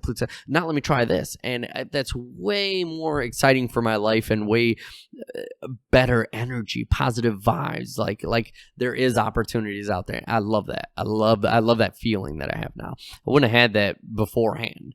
That was a perspective change that I had somewhere along the line. But like in my case, thinking not completely like I do right now. Mm-hmm. but a little bit like there's got to be something better than just working for somebody else for the rest of my life. I started working with Payless. I think they closed down. Did they? Or at least they closed down a bunch of stores. But I think believe that the whole company just closed down about a year ago or so. I gotta check that out. Yeah. Don't quote me, but I think they closed down. So I started working with for Payless, making $7.25 an hour. Fuck. In 2009. Working 20 hours a week. Because that was just a part-time job. Part-time, yeah. My family didn't want me to go work in a factory or work at a warehouse. We wanted to go to college. Okay, so I started going to college. And I was working part-time. But then I don't want to go to college because I'm going to graduate and start working for somebody else. That's not my mentality. That's not the way I'm thinking. That's not what I want. Yeah. It doesn't make me happy. What makes me happy is to have freedom. I want to have the freedom of doing whatever I want. It's not the money. It's the freedom. I want the freedom of saying I'm going to go and spend a week with my mom in Cuba. And my employer is not going to say no because you're in a busy season or you know, you don't have enough money to go do that. Yeah. I want to go see my grandma and spend, 15 days with my grandma. Because I can, because I own my destiny. I own my future. I own my business. Because you're in control. Because you're in control of myself, of everything around me. So working for somebody else, I didn't have that control. Yeah. I will never have that control. Yeah, you can take a week vacation a year. So yeah, I have to wait the whole year to take a week of vacation. Let me plan to see what I can do this year. But but I'm not gonna have enough money though, because I have bills. So you have to have balance. I have to balance. I'm gonna get paid that week, but still there's still bills. So let me see if I can save at least, So it feels like being in Cuba. Kind of for me, like it feels like okay, I'm making little money. I'm trying to put little money away. Yeah. So I can see if I can do better at some point. And no, that's not what I want. Yeah. So I got one job. I got two jobs. I got three jobs at the same time. Jesus. While I was still going to college. But I'm only 22, 23. I sleep 4 hours. That's fine. I'm ready. I'm eager of making more money. Yeah. But I didn't know any other way of making money back then. I just know you have to work and get some money and keep working and making more money. Until at some point we'll see if you can do something with your life. Yeah. That's not just working for somebody else. That's the mentality. So I was a server. Yeah, I started working at a restaurant after Payless as a busboy. I left Payless dressing nice with shirts and dressing nice with shirts. Yeah, button down. No more leaves. Now I have actual shirts. No more feathers. Now I have a nice button down. Buttons made with real button material. I have a nice khaki pants and casual shoes, and I work at Payless. Yeah, selling shoes, but I'm making $7.25. So no, it's not enough. Yeah, $200 a week is not enough. Yeah. I need to make more than you ever would have made in Cuba. Yes. So mind you, there's many people that would have been content with this. Yes. There's many people that would have been like, fuck, look at all this money that I'm making compared to what I was fucking making before. And they would have been completely content with that. I want you to know that, Especially I'm only 21 and I'm living with my grandparents. So $200 a week, I'm rich. You're rich. But your mentality was... I gotta save for it last so I can buy my first card. I need more money. Yeah. I had to save for like 6-7 months, and I bought my first card. I bought a Honda Civic 1997. That was my first car, the one I've loved the most. My first car, it has like 100,000 miles. It was your first car. I love it. It was wide. It had a little my car. Spoiler. Yeah. Spoiler in the trunk. It had a sunroof. Oh my gosh. Fancy. Sunroof. I went and bought a Pioneer stereo for $100 in Best Buy. And got it installed. And I'm playing music. And It was a sport. It was like sport. It's only $2. How old? How old are you? At the time, I was 22. Okay. Never would have happened in Cuba. No. So 1 year after you get here to this country, you're already experiencing opportunities. Yeah. You're not only the opportunities, the spoils of living here. Yes. I should say. Making only $200 a week. Yeah. But you had that opportunity. I only did Payless for like 5 months. Okay. And then I started working as a busser. Okay. Black pants, polo. We need some more of that. I say we take a quick time out here and refill. On our drinks because black pants, polo. Not dressing as nice. Working with food people already ate. Cleaning plates and cleaning floors and making $4 an hour. But I was getting tipped.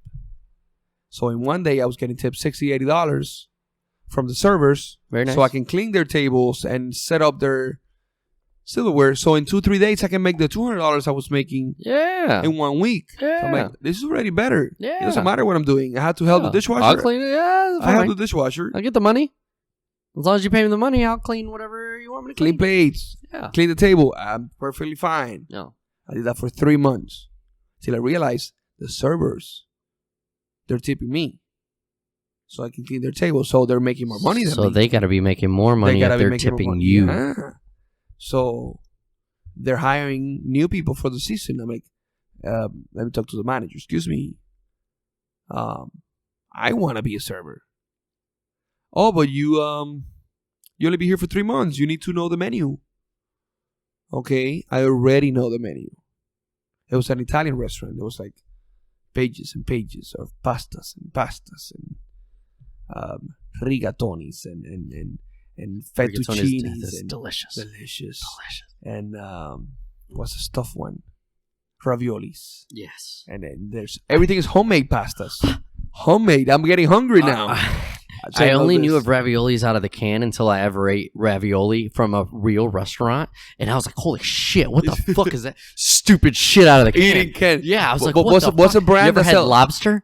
Lobster ravioli. Oh my Jesus Christ. Wait. I will sell that. I will sell that. Carrabba's. Carrabba's is good. If you try Carrabba's, go and have I've never been to the Carrabba's here. The Carrabba's here, lobster-filled raviolis. Fucking amazing. So that I ate that and I was like, what the fuck? What am I doing? Chef Boyardee. That's what you're thinking of. Sorry. That's what I'm thinking. I've had that. Chef Boyardee. And it's good. And you're like, it's cool. Good. Oh yeah, whatever. Yeah. And then you eat that lobster shit and you're like, what the fuck did I ever do before this? Fuck? Like, no, what the fuck? Who would eat out of a can, you animal? You animal. Everything changes like a cat. Real quick. Anyway, so you knew the menu already? Like before, so you asked for it, but were you already learning the menu? Or did you just like memorize it? Or were you actively planning on this move? I took one home and you took one home. You studied. You stole a study guide and I took it home. Learned the menu. Yes. And I was going to college and I had, what's a midterm? Yeah, midterms. Midterms, final exams, all that kind of shit. Midterm exams, all that. But I will still find the time to study the menu. The bingo. Yeah. And then I had a test. They did a test of 100 questions. At a restaurant? Used to be a server. The fuck kind of shit is that? It was a family-owned restaurant, Italian, down in Doral, Florida. Okay, that's pretty awesome. Yeah. Also kind of fucked up, but like 100 So and 8 questions. If it were a franchise, you'd be like, whatever. But I guess a family-owned restaurant, and they want to make sure that you know your shit. So I think that's pretty cool. Kind of fucked up, but pretty cool. I gotta take a time out, man. We need a refill on this, go. And I gotta use the restroom. So we'll be right back. We'll be right back. But we're back. Anyways, we're back. Cheers to Salud to Salud. Take two.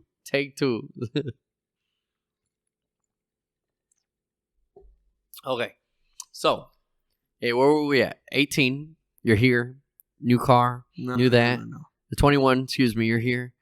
I got a new car. New car. New job. You pay less. Payless. That's where we left. I went from Payless to the restaurant. The Italian restaurant. To the Italian restaurant. You That's know the menu. I started. Jesus Christ, how bad of a memory do I have? We were just talking about this. Yes. Okay. That's so how at this that's point, how I started saving money. Like now I'm making money so I can save. Payless and the restaurant? Were you doing both? No, I left the restaurant. I left Payless just to go to the restaurant. Okay. Not knowing if I was gonna do good. Yeah. Wait. You left Payless to be the busser at the restaurant? Yeah. Like you completely said, okay, I'm going to be a busser over here. Yeah. Did you do them both at the same time for a little bit? No? I just said... You just said, fuck it. Yeah, I spoke to the manager because so 5 months in Payless, I was already the assistant manager. Okay. Moved up quick. In 6 months, I was going to get a raise from $7.25 to $7.35. Ooh, 10 cents. 10 cents. Ooh. So I was like, hey, not enough. Yeah. I know that feeling. At this rate, I have to be here for 20 years. Yeah. To start making money. Yeah. Accounting for a little bit always help. Like, numbers is my thing. Yeah. I need to make more money. Yeah. Faster. Yeah. So, bossing. A guy from my classroom, he was a bosser there. He was like, oh, they need another bosser. So I'm like, okay, let me go. Who do I talk to? Oh, there's this guy, but it's a white guy. So he only speaks English. But this is Miami. Everybody's bilingual, so I've been okay so far. But this guy only speaks English. So go see this guy. His name is Chris, I believe. And talk to Chris. Yeah. But Chris only speaks English. So I'm like, I'm nervous. a little nervous, yeah. I'm only been in this country for less than a year. Always like living in Miami. So there's not a lot of white guys. Yeah. Besides the college, besides the school. Miami is like just a Hispanic community, hardcore. Yes. It's like the heart of Latin America. Yeah, the English speaking is few and far between. Well, only English speaking. Most people speak English, kind of, but Spanish is primary down there. So now you have English. Now I have an English interview for the first time, and I did great. Great. I loved it, but I went to see him, and after he said, I can hire you, XYZ, I said, okay, but what I really want is to be a server. Right at the interview. Yeah. And he's like, yeah, but right now, what we need right now is a bosser. I'm like, that's fine. But I just, want to let you know that what I really want is to be a server. So you planted the seed while you were there. While I was there. Yeah. Because I knew, I'm going to go clean tables. What I really want is to serve the table and get tip from the guests. Yeah. Not knowing a few years later I was going to be a bar owner of a restaurant. Yeah. But that was my first entrance to the hospitality business, which I love now. I fall for it. Or fail. You fell for it. I fell for it. Yeah. I really did. I was more... Not really, but I was a little more ingoing. Is that a thing? Instead of outgoing, ingoing? Introvert? Is that what you're looking for? What do you mean? Ingoing? No. There is outgoing. No. What's There's the opposite outgoing. of outgoing? Outgoing. Technically, it would be ingoing, but that doesn't work. Yeah. That's one of those. Introvert. Yeah, you were introverted, so you were more focused on, or not focused on, but more I was like more of a nerd. I like to read. I like to watch Yeah. TV. I like to do those kind of things. Yeah. Be with my close friends. I don't like to really just talk to anybody and like I do now. Yeah. Just talk to anybody and be a salesman if I wanted. Whatever. Now you just genuinely enjoy talking. I do. Yes. I know the feeling. I think I've always been a little bit of a talker. Yeah, but it depends on the person or audience or whatever it is in that particular case. But when I was younger, I was not a fan of talking. I was the quiet one, and slowly opened up to be the talker. And now that you're the talker, you're like, I have so much to talk about now. I have so much to talk. I never talked, before. And I was in school. Yeah. I will never talk. Yeah. They, there's a Spanish. Well, I believe the Anglo will know it too. There's this hero called El Zorro. El Zorro was this guy that nobody knew he was El Zorro. But then when he was El Zorro, he was this gray guy, this wonderful character. But he needs to be, the quiet one, the one nobody knows. Yeah. The one nobody's going to think is El Zorro. So when I was in language school, so when I finished accounting, before coming to the States, I went to study English for about a year and a half. Mm-hmm. And in the language school, they used to call me El Zorro. Bingo. Because I'm always quiet at the end of the classroom, just sitting there quiet. I don't talk. But then if the teacher asks me something, then I just don't stop talking. I don't stop talking. And then, how do you know that? I mean, you've been just there, just quiet, So you just say I was El Zorro. That was just a fun fact. Yeah. So hospitality business. I became a server, and the restaurant closed. They just closed. The family owned. The family. The family owned that asked you 100 questions to get the fucking job in the first place. I was a server there for like 6-7 months. What the and they closed the restaurant after 10 years. You time out. You were a busser for how long first? 3 months. You were a busser for 3 months, and then you were a server for X. So you worked there less than a year total, and they closed down. Ain't that a fucking bitch? Yes. And I was making money. Welcome to America. Welcome to America. Like, you honestly, you have to have a backup plan or something, but you don't know that until you live through that, and then you see how quickly things can change for you.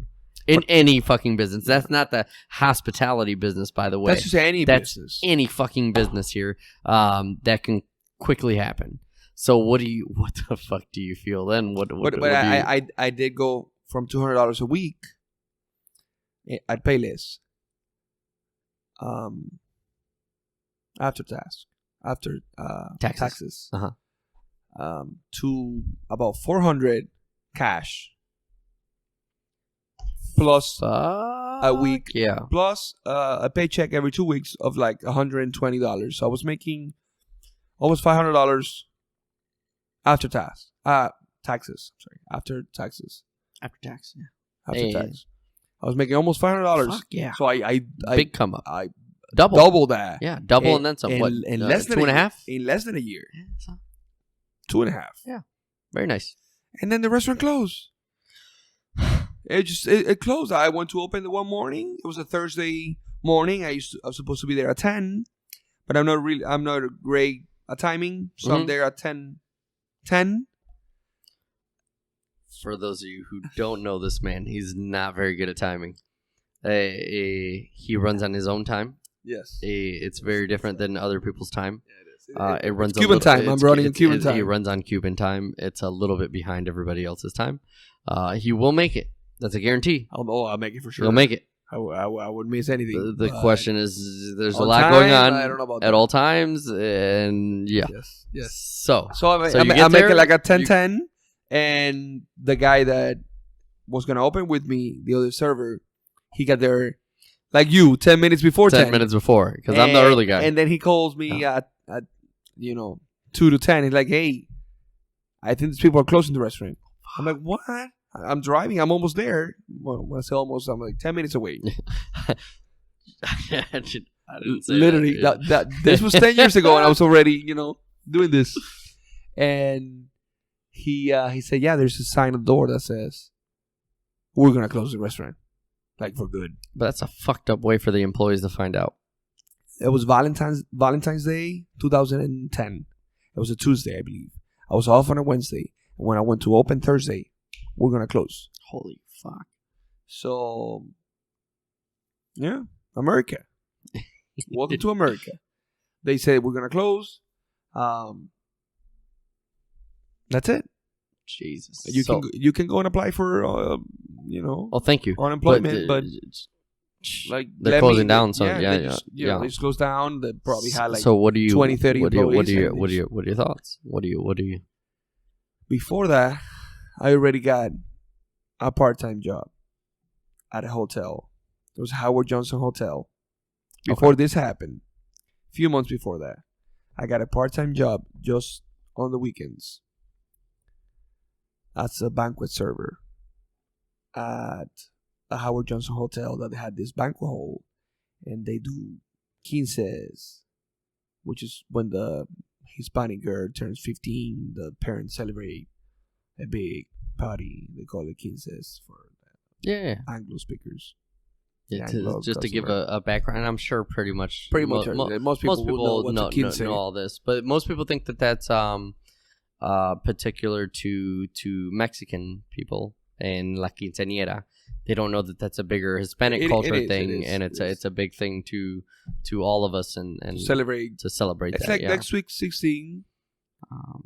Kinda like Sweet 16. Yeah, absolutely. Yeah. That's the most comparable thing. But when you're 15, exactly. It's just but the same culture type. Yeah, a lot of quinces, a lot of weddings. Yeah. So big banquet type parties. Big 600 people. Yeah. So you go from a restaurant to wait, while you were doing the restaurant, you were already doing the banquet and the college. So you were doing all three of these. All three of those. Okay. The restaurant closed. And I have a backup plan. I'm working at the banquet hall every weekend.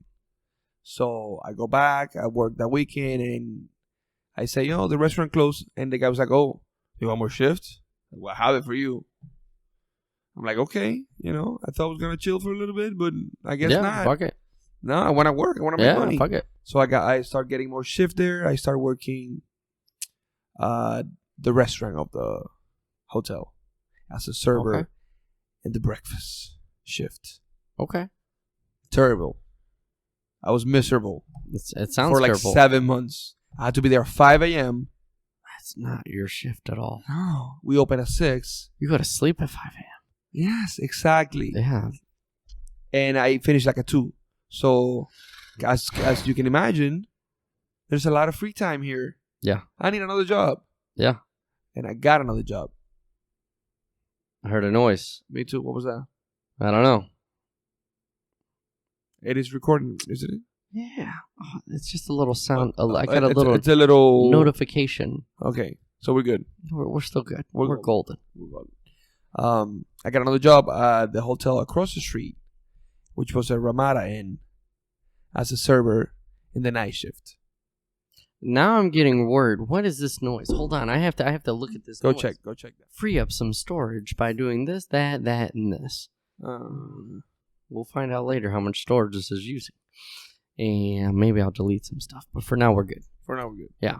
So I got a job at the Ramada at night as a server in the dinner shift. Okay. So I'm working there from 5 to 11. Okay. I'm going home maybe 11:30, midnight.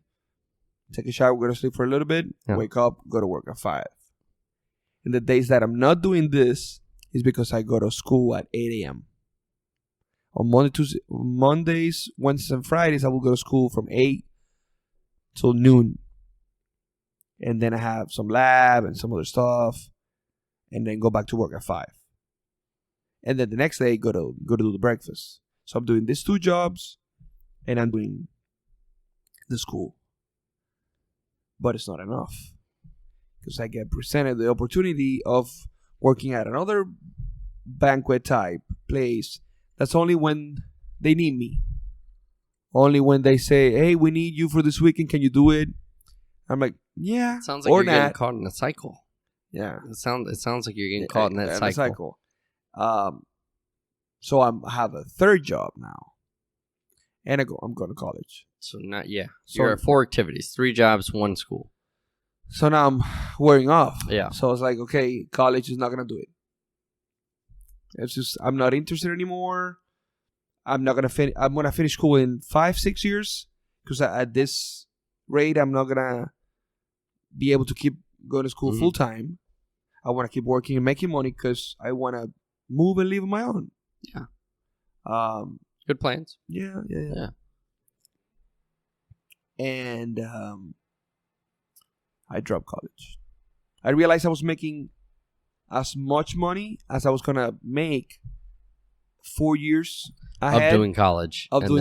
If I could find a job when I graduate, because I'm reading not a guarantee, the statistics, and it says like 70% of graduates cannot find a job. It's rough.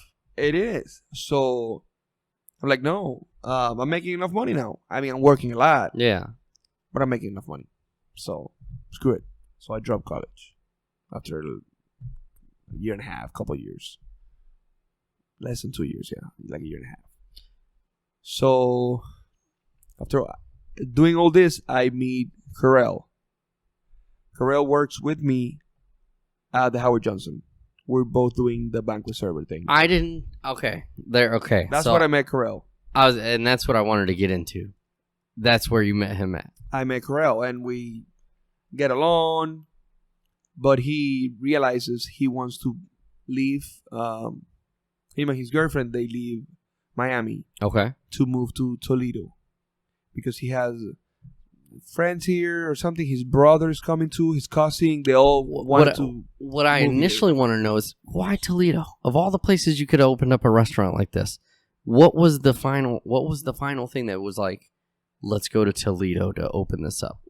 So for you, Karen was the hook, the introduction to Toledo. He comes here, and you gotta do an interview with him because that's a good story that you're gonna need. Yeah.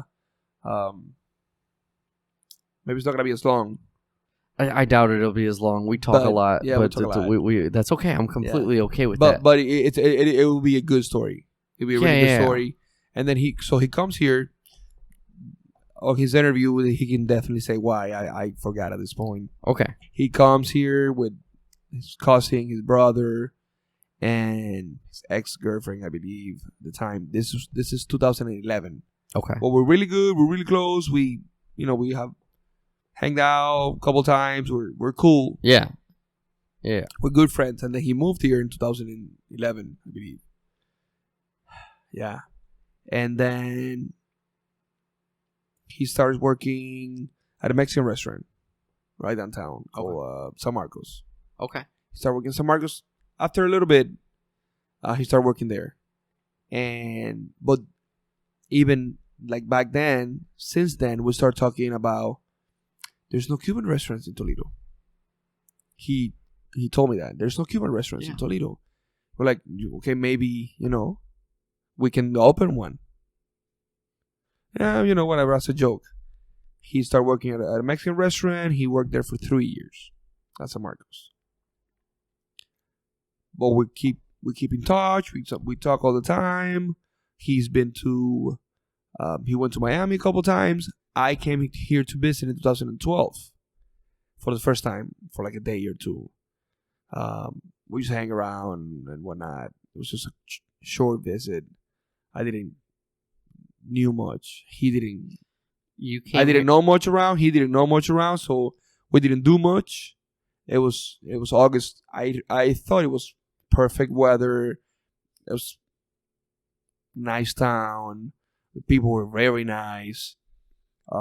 And my friend was here, so there's a chance. And there's no Cuban restaurant, so we keep that in mind. We should open a Cuban restaurant. Well, whatever. We kept talking. He left San Marcos and he started working with Carlos at Cocina de Carlos. So Carlos owns two. Back then, he owns two Mexican restaurants. They're called Cocina de Carlos. There's one in Waterville, Ohio. There's one in Perrysburg, Ohio. And Carell started working with him at the Perrysburg location. Okay. And then, he works there for another 3 years, maybe 2. But he always tells him, me and my buddy Aldo, we always talk about opening a restaurant in Ohio, like here in Toledo, because there's nothing like that. And all this time, I keep working in Miami. I go from server to bartend because I realize, I like the bar. I can talk to people at the bar. Now you're talkative at this point. Yeah, now I'm talking. Yeah. You've left the introverted stage. And at the bar. I did that at the bar. I started working at the bar because they have a nightclub. The Howard Johnson, we have a nightclub at night. And they needed a bartender guy. Somebody who can talk and serve drinks. Yeah, somebody that can be fast. Somebody that can make drinks. Somebody that can talk to the customers. I don't know how to make a rum and coke at this point. I'm a server. The bartender always makes my drink. Rum and coke. Dímelo en español, por favor. Rum y coke? Okay, I can do that. Okay, all right, cool. I got it. So I go behind the bar and what do? So I start learning little by little. I probably know over a couple hundred drinks now. Just by doing it. Yeah. Easy stuff, of course. And some hard ones. But I haven't bartended over 3 years. So, some faded off. Yeah. But I started working behind the bar and there's a nightclub and I'm making money. So I'm making money. You're doing real good. I'm doing really good. So I'm going to buy an apartment. This is 2013. I've been here for 4 years. I have 2 cars. I'm making money. I want to buy an apartment. I save around $10,000, $11,000. It doesn't seem much, but I know I can buy an apartment because I've been looking at the market, and the market it's going up from recession in 08, 09. Yeah, it was a very rough recession. But everything is. I'm looking at the numbers balancing online. Out. Everything is, the numbers are going up. I need to buy now. Yeah. That they're giving loans, and the prices are still not crazy. Yeah. Before it turns back around the other way. This house was $200,000 in 06, and then it was $80,000 in 08 or 09. Now it's $120,000. This house might go to $200,000 again. Yeah. This is a good time to buy this house. So I'm just looking at numbers like that. Accountant style. Yeah. So you're doing all this, and you got a new job. You're making more money. I'm doing this you're researching this. You are looking at houses. You're making an investment. Meanwhile, Karel is up here, and he's working, but he's also talking to Carlos. Yeah, Carlos, and he's already mentioned. Carlos came along around, I think it was 2000, by the end of 15 or early 16, when he mentioned that to Carlos. Okay. All this time he was working as a server here. He was working. San Marcos. Then he went to Cocina. But we keep in touch. You guys are in touch. You're down there working at the bar. Yeah, and he's down here working, and he's up here working with Carlos. Okay, all right. And then so I bought the house, and I'm making money and whatnot. And then they said we're gonna close the club. Shit, man! Why do your jobs keep closing down? What the fuck is this, man? I don't know. They said we got to close the club. So I go from 16, 17, 1800 every 2 weeks to 700 every 2 weeks. Ouchies. Yeah, that's rough. That's a rough transition. It is. That was, the first 2 weeks after they closed the club. I'm like, I'm not making any money. I cannot just go back to that. I need to keep making money. I'm not spending all the money. I'm saving, but you get used to make more money. You get used to an amount, and you get cut in half, more than half. Like what? Yeah. I mean, I wasn't making 60, 70 every 2, but average, yes. Yeah. Average 15 at least, because it's a club. They tip a lot. Yeah, we're busy. That's the whole point, right? I'm working 50 hours a week. Yeah. I'm getting paid. I'm getting paid overtime. I'm making money. Yeah. I only have one job now. Because I'm making enough money. For the first time, I'm making enough money with just one job. That's beautiful. For the first time in beautiful. 4 years, I'm making enough money with just one job. So, I bought a house. 2 weeks after I bought a house, they closed the club. So, all my $10,000, $11,000 I have saved up, I put it as a down to buy this house. Because I was making enough money, and then they closed. I'm making $700 every 2 weeks. My house. Welcome to America again. Part 2. My mortgage is $800. I'm making $700 every 2 weeks. This is not enough. So I leave the hotel and I go to another hotel. This one's called Shula's. Shula's, it's in Miami Lakes, Florida. It's very close to Hialeah. Miami Lakes, we're talking a different ball game there. That's a different category of people, Miami, a little bit more prestigious. Prestigious would be the a lot more white people there. A lot more English being spoken. English, a lot of English being spoken. Those are where I thought I knew some English. When I got there, I'm like, ooh, I have an accent. For the first time, I have an accent. I didn't know I have an accent until I moved to Miami Lakes with so many English-spoken people. English-speaking people. But not just English, but proper English. Proper English, yeah, it's different than Hialeah or Coral Gables or anywhere down there where English is. English is it's just second language. So at the club, it was English mainly is vague Hispanic to say down there, because I spoke English down there and I didn't understand some of the fucking people, and I was like, "The fuck are they speaking?" Yes. Miami Lakes is a very proper, very well spoken English. It's a whole different ballgame. Yeah. So now you're in that territory. Now I mean over there, which is mainly Cuban Americans that they're doing well, so they can afford to live in Miami Lakes. And there is a lot of Americans that they live in Miami Lakes because it's a town within the city, because you're in Miami, but you're not. It's more suburb. Yeah. It's a little separated. It's separated enough to say we're a little bit above. Above, it's on town. It's very close to Hialeah, but it's not Hialeah. That's a great place to work. It was a great place to work. And then Shula's was in the middle of Miami Lakes. It's right on Main Street. Beautiful. Right on the main street. Great location. Great location. Shula's Hotel has this great sports bar with a fine dining service.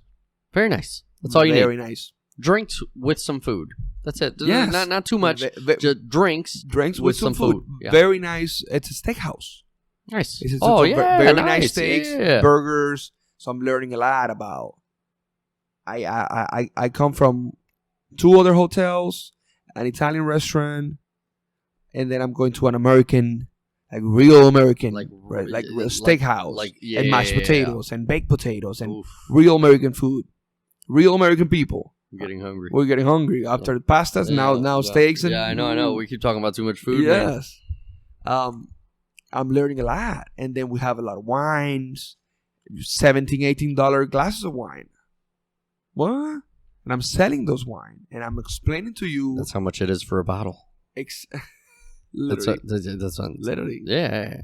The bottles were $20 and we were selling the glass for $17. Yeah. So now I'm realizing more than ever. Wow, there's a profit here. That's how this works. That's how this works. Because the club was make drinks, and get tips and make drinks. Mind you, while this whole story is going on, because I just want people who are listening, all this is going on, there's a whole nother action in the world going on where you're doing this, you're learning about the business, you're learning from a different perspective, and now you're learning you've went from busser to server to bar. And while all this is going on, Karel is also working up here from different restaurants, a server at both of these locations, but he's also at least planted a seed of an opportunity there. So there's this parallel. I just going on, because maybe you don't even, but there's a lot going on here at the same time. And we keep talking, and every time we talk about, we should definitely open a restaurant in Toledo. But it's just bullshit talk. It's talk, but it's a good idea. We should definitely do it. But we're gonna do it. In your head, you're like, I don't know. It sounds far. We don't know how to open a restaurant. We don't really know how. I don't think you really ever know that until you do it. I don't think there is another way to learn that. And that we've never done anything entrepreneurial like that. Yeah.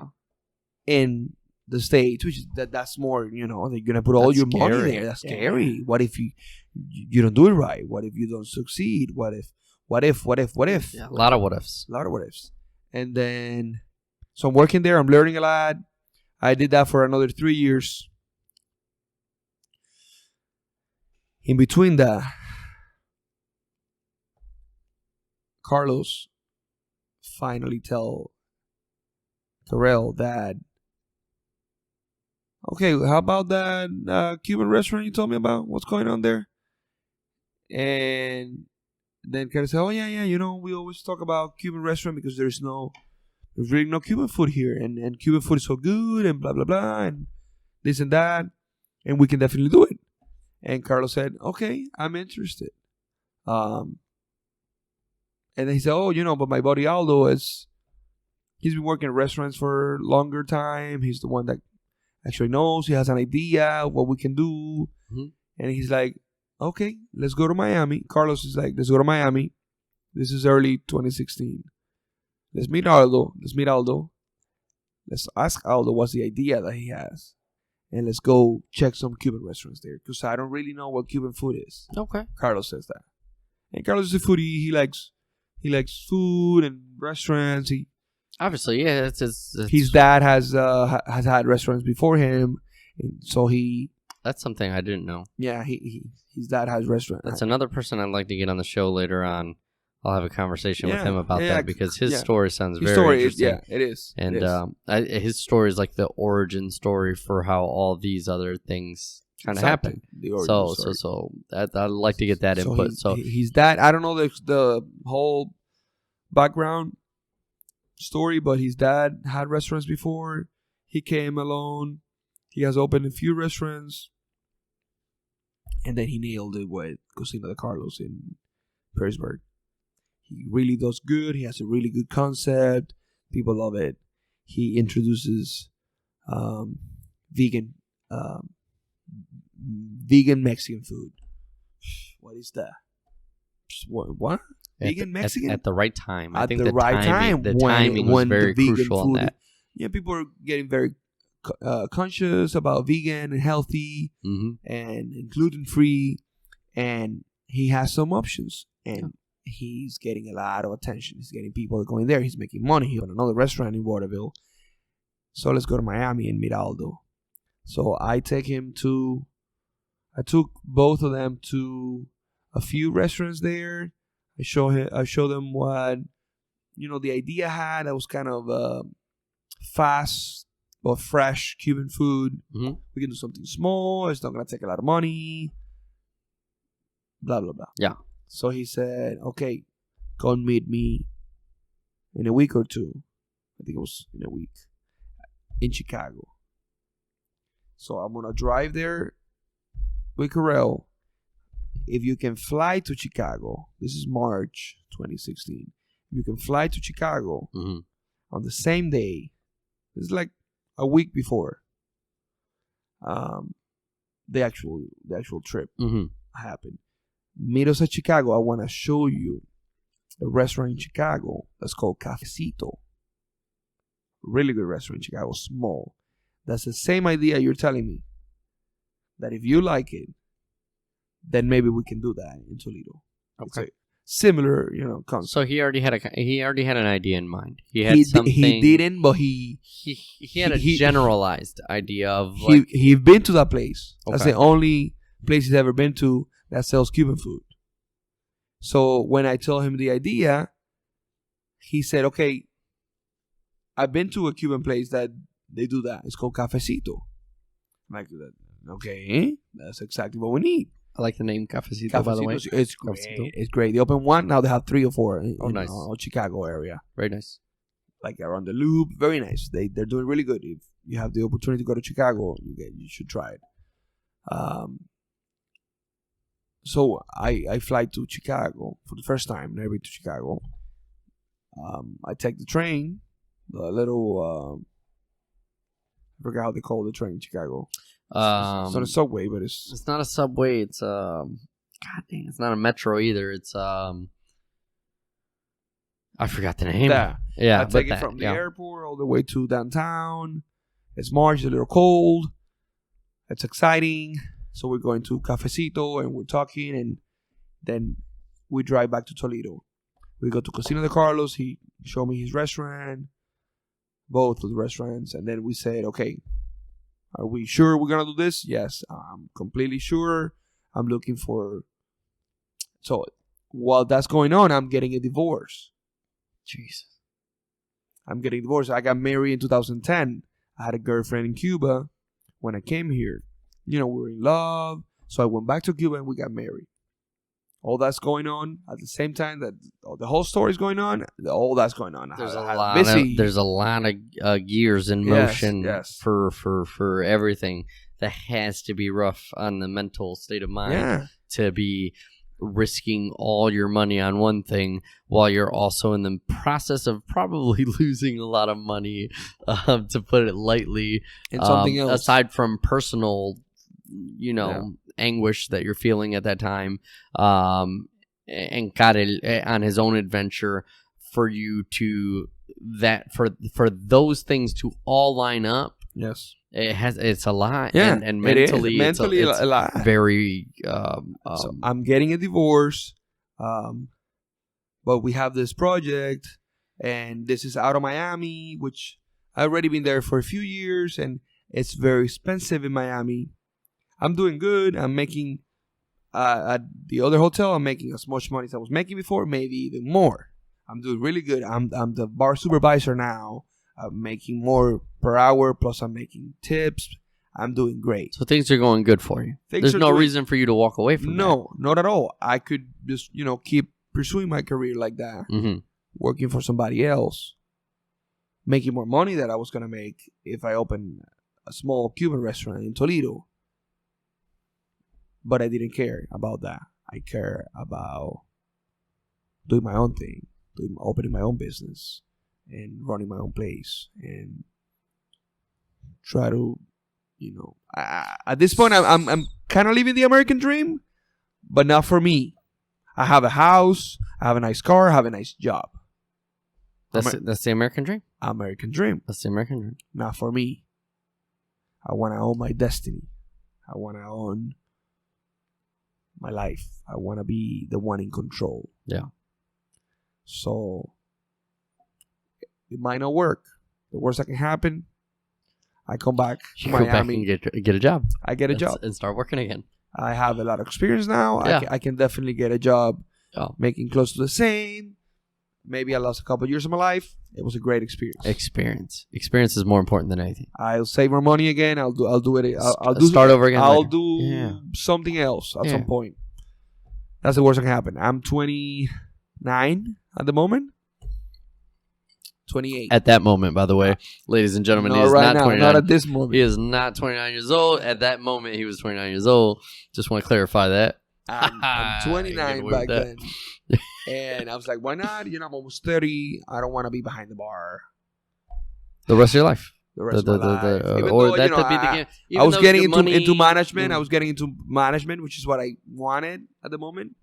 But then this is going to be better. It's going to be good. Let's do it. We stretch hands. Okay, let's do it. So then he said, okay, I'm going to start looking for places. And I send you guys picture and you can come and check the places, blah, blah, blah. This was March. In July, he said, can you come visit Toledo again? Like, okay, what's going on? I found this place where it's close to downtown. It's called Uptown area. There's this old building. And I met this guy that owns the building, and he's trying to renovate the building, and he's building a bar. And it's not what we talk about. It's nothing close to our idea. But it's in this strip called Village on Adams. And they have... it's called an open refreshment area, and you can drink on the street, and it's the only place in the state that you can do that. And the liquor license is going to be cheaper. There's a lot of opportunities here. It's a big place. It has a nice bar, and you know a lot about bars, and I need you to come see it. So Carl, me, and Carlos, we meet again, and we come see this place. We loved it. As soon as we saw it, we love it. The place is great. We're loved. It has so much potential. But I'm like, there's no way we can just do Cuban food here. The Toledo people, they don't know. The market's not ready for something like that. Something that big. Yeah, not just for that. Yeah. So Carlos said, okay, how about we do a fusion? How about we do Mexican and Cuban? Because I know my Mexican food, it's been working for me. I have 2 restaurants. I'm doing good. So you got a good base. So I'm like, okay, I don't know much about Mexican food. Besides, I like tacos. If you don't like tacos, something's wrong with you. I really enjoy tacos, and that's all I know. Yeah. And margaritas. Yeah. That's all I know. I think you know a good base. I know a good base about Mexican food. This is tacos, quesadillas, and margaritas. I know all about Mexican food. Yeah, that's it. Very good. Yeah. Cilantro and onions. That's good we know enough. there's more, ladies and gentlemen. I'm just saying the basis is it's tacos, quesadillas, and margaritas. There's plenty more in depth, but that's a generalization of the best qualities of Mexican of the Mexican that's food. The heart. Yeah, there's plenty more. There's plenty more organs, but Jesus Christ, the tacos wins over everything, and the rest comes into play. You can't go wrong with tacos. So we were like, okay, the idea is great. We have Carlos's backup if anything goes wrong. Yeah. If we need more money, he's there. He has he has 2 restaurants. He has a name. He has a brand, business experience, and he has a history. We have the drive with already doing it, and you guys have the drive to do something different, but you have a backup plan in case that doesn't work out. Okay. And there's a huge bar for about 28 seats. I've been doing bars for the past 6 years at this point. So bars you're good on. Bar, I'm good at it. We're going to do great. Got it. And Carl has a serving experience. So he knows about He knows about the restaurant, the what's serving. Mexican food you guys don't know. So Carlos comes into... Well, Carlos has been serving Mexican food for 3, 4, 5 years. He knows about serving the Mexican food. Yes. Carlos knows about cooking the Mexican food. And I know about running this bar / restaurant. Accountant stuff. How to run the place. And then the numbers, how it all comes together. Exactly. Okay. So, boom, great combination. Absolutely. Sounds like the perfect trip. Yeah. Now it's going to be double or triple of the idea we had. You guys had a smaller, faster, quicker, less employees, it's gonna be cheaper. More food, way cheaper, more efficient, I should say. Program in mind, restaurant in mind. This is going to be a huge place. Now we're talking about 180 people. This is a different animal. Yeah. But great. We're even more excited than ever. I love the ability to adapt from going to one idea, but like, hey, this popped up. We have this opportunity. What do you think if we did this? Let's adapt to the situation. Let's adapt. This is a good opportunity. As long as we can adapt to that opportunity, then we can make something of it. Yes. So I have some money saved up. I sent it to him to do the first investment. And then I sold my house, my condo.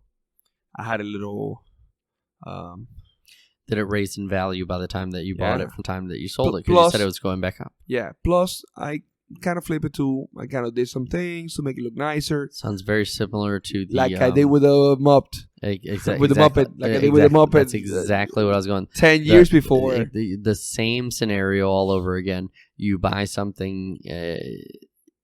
it's like a long-term lease that you make money on. I'll use it. I live on it. I used it. Here you go. Now you can use it. Pay me for that, and I actually get paid more than what I paid for it. So there's a profit involved in that as well. I was right great time. Entrepreneurial moves. Exactly. Yeah. I sell it, and then send Carlos the rest of the money for my part of the investment. Yeah. And then I'm still working when he said, "Okay, I need you here because I'm running my 2 business." Carlos is working with me, and I need a guy that comes and run this place. Yeah, I got serious to get it open. It's October. We are about to open. I need you to come. So I come visit. I'm like, Carlos, the place is not ready. I can still be there for a little bit longer. So there's nothing I can do here. There's still construction to be done. Yeah. And then a month and a half later is December. He said, I really need you now because this is getting out of my hands. I don't have the time. I'm not here 24/7, and I need to be. I need somebody to be here 24/7 to get the place done, to get the place open. We're losing time. We're wasting time. Yeah. There's no one here in charge. I'm like, okay. So I packed everything, grabbed my little dog. So I that's another story. I bought Charlie, which is the love of my life. It's a 5-pound Yorkie. Charlie is something else. Charlie is Charlie. Charlie is Charlie. All right, let me see if I can show.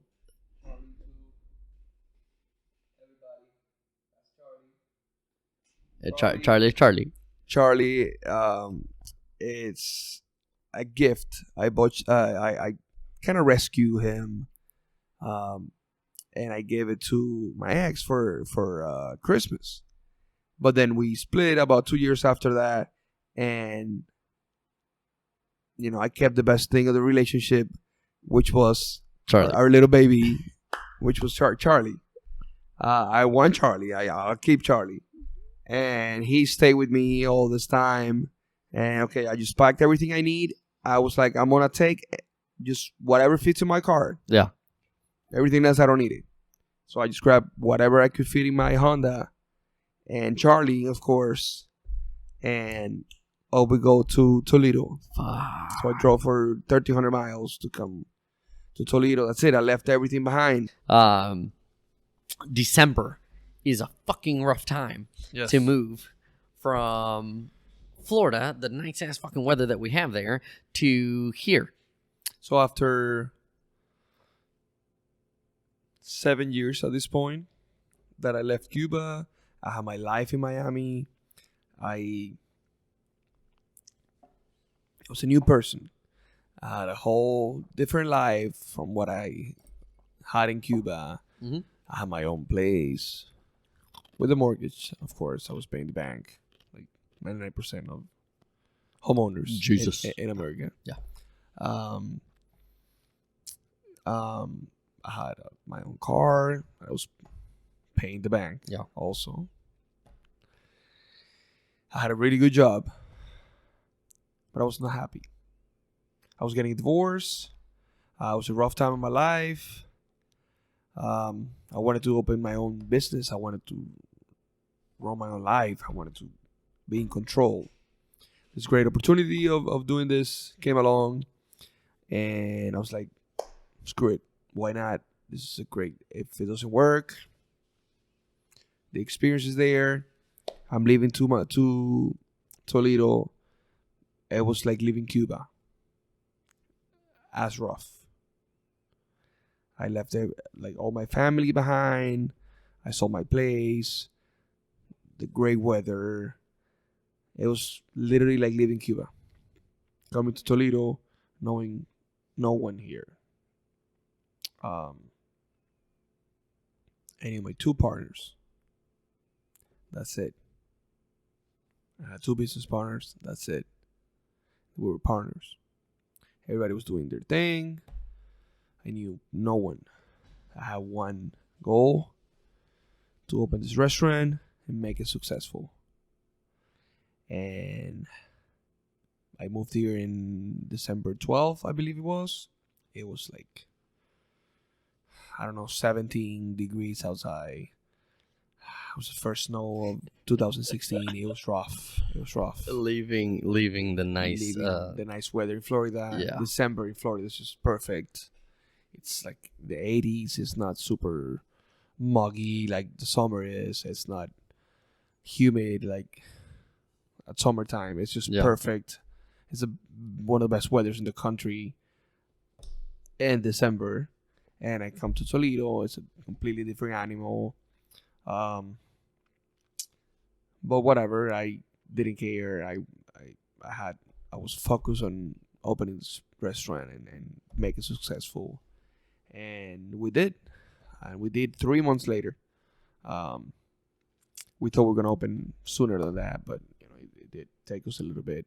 3 months later, on March 6th, 2017, we finally opened Carlos Poco Loco right on 1809 on Adams Street.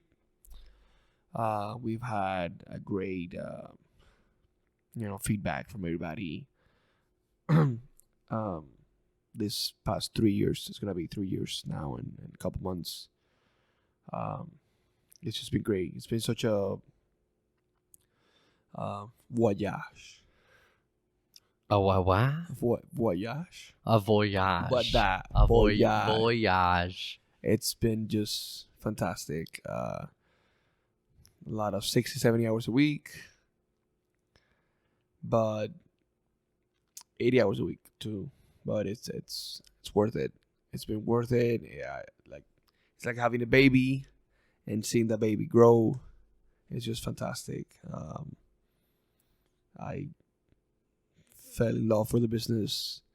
It's my, best creation so far. It's my baby. It's my baby, and we've been doing great. The Toledoans love our cuisine, Mexican and Cuban. They love our Cuban dishes. We get so much feedback from our Cuban dishes. Most of them, they never knew what Cuban I was food just going to say that. I love that people come in here just to eat Mexican food, and they're like, what is this on the menu? And they try it. Or in some instances, I've ordered food here, Cuban food, la ropa vieja or something to that effect, and my plate of food comes out, and the people next to me, because I'm usually at like the bar or wherever I'm at, and people next to me are like, what is that? What is that? Where'd you get that from?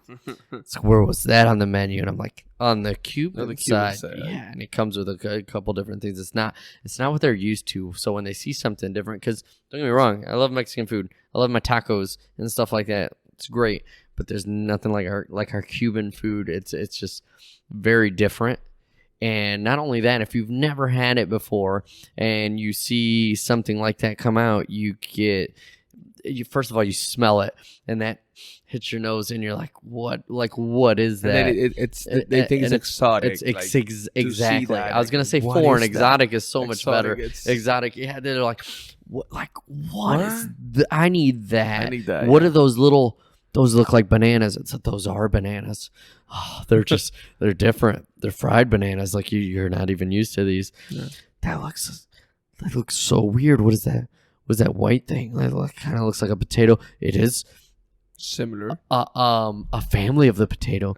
It's the root of a plant. It's a yuca. What is yuca? Literally that. Why don't you taste it? Try. Order the and then they do. And they're like, okay, and they try black that, beans and it's the rice and the meat and they the shrimp. Like, oh, okay. Then they try the rice. I'm like, no, hold on, we eat it like this. You mix the beans with the rice, you give it that flavor. It's a whole experience. You gotta teach them. But if they don't know. You know what I mean? Like if they don't know, they just try the rice and it's kind of bland. They try it and they're like, okay, this is rice, this is beans, this is whatever. No. Mix the rice and the beans. It's part of the experience. You mix the rice and the beans and you mix the meat with that and you take a bite and you get this mixture of flavors to all hit your taste buds, and that's when you really feel what Cuban it is. Food, yeah, and they don't know that, and it's beautiful to see some people, or even guide some people when they don't know and they ask, and you're like, I can totally tell you how to do this. Like, I think you will enjoy it a lot more if you do it the correct way, as opposed to eating rice by itself, then beans by itself. The meat's delicious regardless of, but those things by themselves are one experience. But when you eat them the way we do, with a mixture of that stuff, and it's different than your tacos. Yeah. It's different than your fajitas.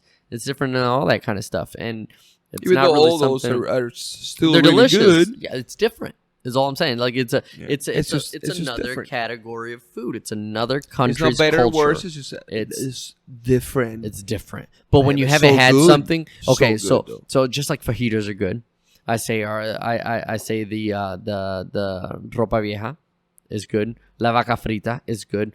These things are both good. If you've had one and you haven't had the other, when you try the other, you're like, fuck, this is so good. Vice versa, if you've had the ropa vieja and you've never had a fajita in your life, you're like, water fajitas. Like these things are so good. It's the same experience. It's something new and something delicious and something that really everybody should fucking try. And that's the beauty of this place in Toledo, where you don't have that Cuban culture, where you don't have that, where you don't. What is this place? What is it doing in Toledo? here? I've seen, because in Miami is so much bigger. Toledo is smaller, probably 10 times smaller. Yeah. Oh yeah. Than Miami for sure. But the people of Toledo have taught me so much. There's so many vegan and vegetarian people cautious about what they eat, their gluten in the meal, trying to stay away from gluten, stay away from meat,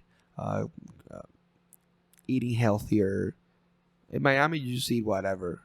There's so many options. So many options. So much of everything. Everything. In Toledo, there is a lot of vegan and vegetarian people cautious about their meals, their food, their animals. And if you don't order meat, everything else that's not meat or lactose, it's vegan and vegetarian here. Like if you had all those Cuban dishes, if you take out the meat, everything else is vegan and vegetarian. Like there's no lard or bacon or anything like that on our rice or beans or yuca or plantains. There's just not. And the vegan community and the vegetarian community, they love it.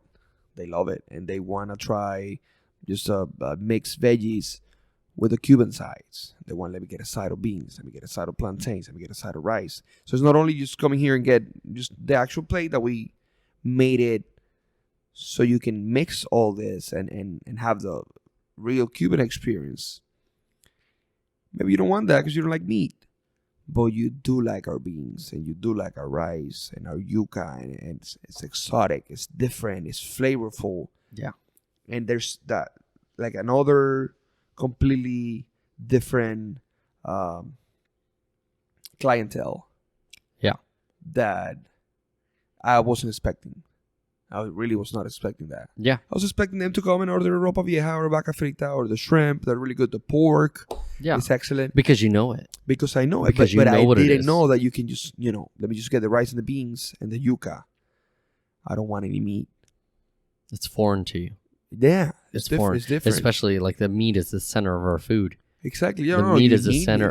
Rice and beans. Rice and beans. Rice and beans and some kind of meat is the main. And in Cuba, we're lacking of so many things. So when you get meat, it's like it's a party. Very important. It's very important. Very important. You gotta eat you have to grow strong. Yeah. And you realize it's not necessarily healthy. Yeah, it's not as important as you once thought it was. You can get protein from plant-based. Yeah, but as a culture, that was the main. That's what you were taught, though. That's what we were taught. Rice, beans, and meat. Whether that's rice, beans, and chicken, rice, beans, and steak, rice, beans, and whatever it may be, you have to have those things in there. And then you see people here, they're like, "Nah, I'm not gonna mess with meat." Veggies. Yeah, I want. But they like the style that it's done here. Yeah.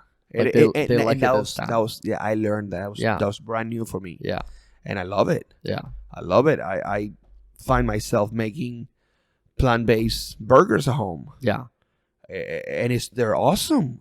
I found myself and healthy. And super healthy. Yeah. So healthy. But so tasty. Yeah. Well, I also see like I use my Hispanic seasoning, Cuban seasoning. Which makes a difference for me. I like the taste. It plays to our taste that we're accustomed to. I should say. But it's delicious. I made People a burger, aren't accustomed to. I'm eating a burger also. on an almond. I think it's called almond, whatever bread. Mm-hmm. So it's not real. There's no flour, so it's healthy bread. Yeah, it's really good. With the burger, that's not a burger. Yeah. It's a burger, but it's a plant-based burger. It's a completely fake burger is what you just told me. It's not real bread and it's not real meat. Do you even use real lettuce? Do you? What is real in this burger? Please tell me. Is that onion real? What do you get that onion? Is it plastic? What is that? Yeah. So it is really healthy, and I feel better with myself eating. Usually, if I make it at home, I still like meat. I still like it. Yeah, and there's nothing wrong with that. But I don't have to have it anymore. Yeah. Anymore. Yeah. Well, you found I learned that in Toledo. Yeah. I learned that with Poco Loco. So not only I moved here to show the Toledoans. Do I say it right? Yeah, Toledoans. Toledoans. Yeah. Not only to teach the Toledoans about Cuban food, which I thought that was what I was doing. They taught me back. That's awesome. Yeah, it's great. It's really like I wasn't expecting that. Yeah. They taught me back how to eat healthier, which I'm trying. It's not easy. It's hard. It's hard. Yeah, it's not easy. When you're not used to that in your entire life, you've been told that you gotta eat more after you eat. After you're full. But you haven't eaten anything. Eat more. Like your plate is. You get And now I like to eat healthy and try new things, healthy things, healthier, plant-based. Also, there's a lot of animal cruelty. So me and Carlos, we went to this farm about a year ago, Toledo, Ohio, based farm, and everything they do is organic. Nice. Yeah. They do chicken and pigs, and I believe like lamb too, something like that. But everything is organic. Very nice. And they also maybe parsley, maybe cilantro. I forgot now, but everything is organic. So we have been trying to see how we can adapt and try to go healthier. Not necessarily going vegetarian because we want to target everybody. Have options for everybody. Yeah, absolutely. But going there's people like me who love their meat. I love meat. Exactly. I eat. I'm eating healthier than I have in the past, but still I'm very centralized on meat.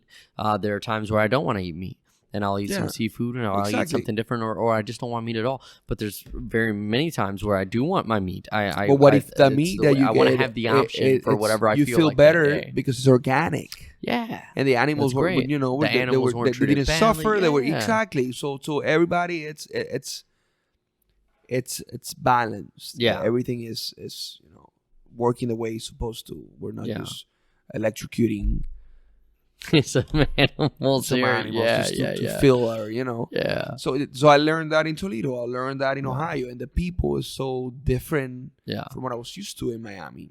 It's not that the Miami people is bad. It's just a little more different. different. A little more to the root side. Yeah. It's a big city life. So big city life. Yeah. Yeah. If they hit you. Yeah. Whatever, they keep walking. Not like New York.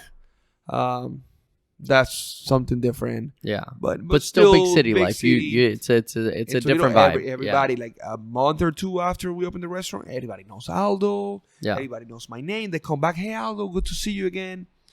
I don't know. I didn't know anybody's name. No. And they already knew. Everybody knew my name. Yeah. They memorized my name like this, and they always say hi and good to see you and it's so nice to, thank you for doing this for us. Yeah. And I'm like, people are so nice. This is great. Yeah. I feel like Cuba, where people are like that. Very nice. It's and like very happy with everything. Yeah, it's different. I think you've done a lot here too as well, though. So it's not just your output. I think it's your input with Adam Street. Adam Street has done a lot. I think this whole area, not just to say necessarily you guys, but this whole area is very community driven.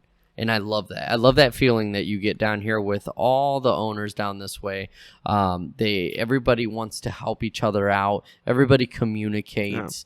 Everybody just wants that good vibe. Nobody's looking like, I don't want to out sell you, or I don't want to do better than you. I want us all to do good. And I get that vibe from all up and down the street. And when you guys have like the block parties and stuff like that, I think that's a great example of everyone coming together to try to have as a safe of a time for the community, as well as a good of a time for the community. And I think people appreciate that. So that's why they know your name. I think that's why they come back. It's not just here. It's up and down this area. Yeah, the whole bar scene. Yeah, this whole area is and on Adams Street, it's like a big family. Like it's we all communicate. Family. We have a group chat, and we all talk to each other through a group chat. And if there's hey, there's this sketchy looking guy. He was, talking wrong to my customers or something. Here's somebody a picture. Being rude. Here somebody he goes. Being rude here. Just be careful for this guy. They went towards, they're working towards Poco, so be aware. Yeah. Etc. We communicate. We have. That's a good thing. Yeah, that's awesome. Try to keep everybody safe. Try to keep everybody safe. The point is to be able to come down here, have a good time, not worry about your safety, not worry about your belongings, not worry about any of that stuff. It's to keep your mind at ease, come down, eat some good food, and enjoy your night. And that's not just here, that's all up and down this area. I think everybody has the same ambition, the same goal. Yeah, we do. We actually do. And when you do events like that, we have the block party, the Sunday before Labor Day. Mm-hmm. Is that September?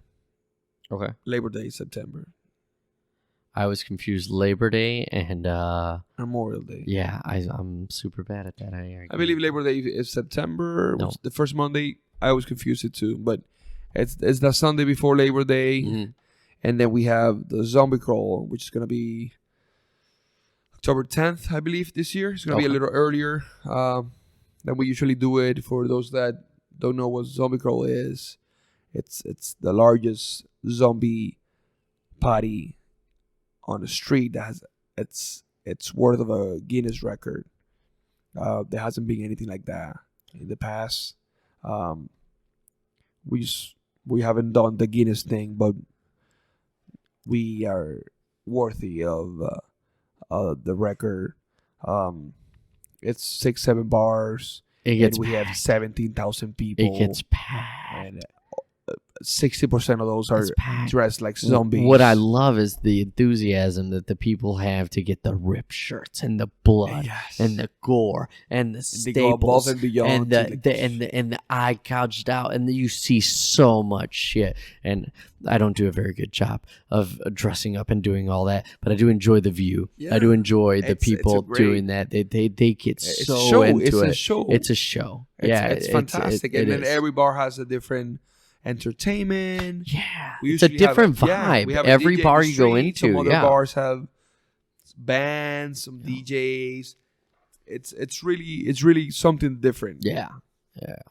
And Cinco de Mayo is another one. Cinco de Mayo, we do this year. Cinco de Mayo, I believe it's gonna be on a Friday, if I'm not confused.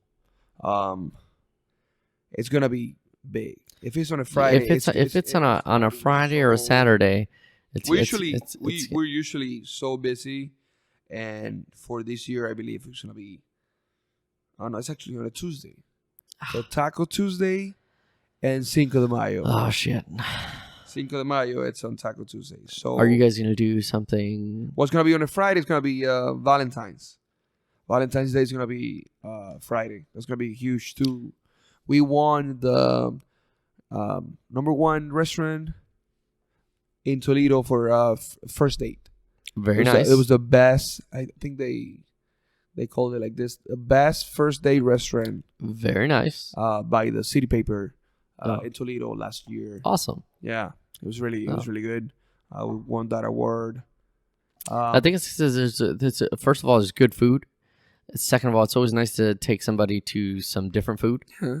And The the ambiance is just decor. Yeah, it's calm. You can sit down, you can have a conversation. You don't have to worry about anything. Like it's a really nice environment for that. And the energy you can really feel in this place when you're just eating and relaxing. You don't feel any negative energy. You feel that, and when you're with somebody else, you get to share that. Yeah. You get to share that positivity. Yeah. It's a nice thing to share. Yeah. And we do all those huge events that help us a lot, and we help support the community by doing that, like bringing, something for the community to do. Yeah. Every year something different. The rest, we just opened this room that you were showing. The nice decor, the nice how we did with the walls. It's all recycled pallets, and then we like to do the Ohio map, because it's if it wasn't for the Toledoans in Ohio, we wouldn't be here. Yeah. So I came here to do this, but then I realized I'm getting so much from the people. Yeah. It's not what I was always thought of, like, what I'm gonna give the people. I'm gonna give this, I'm gonna give, I'm gonna provide, I'm gonna show, I'm gonna teach.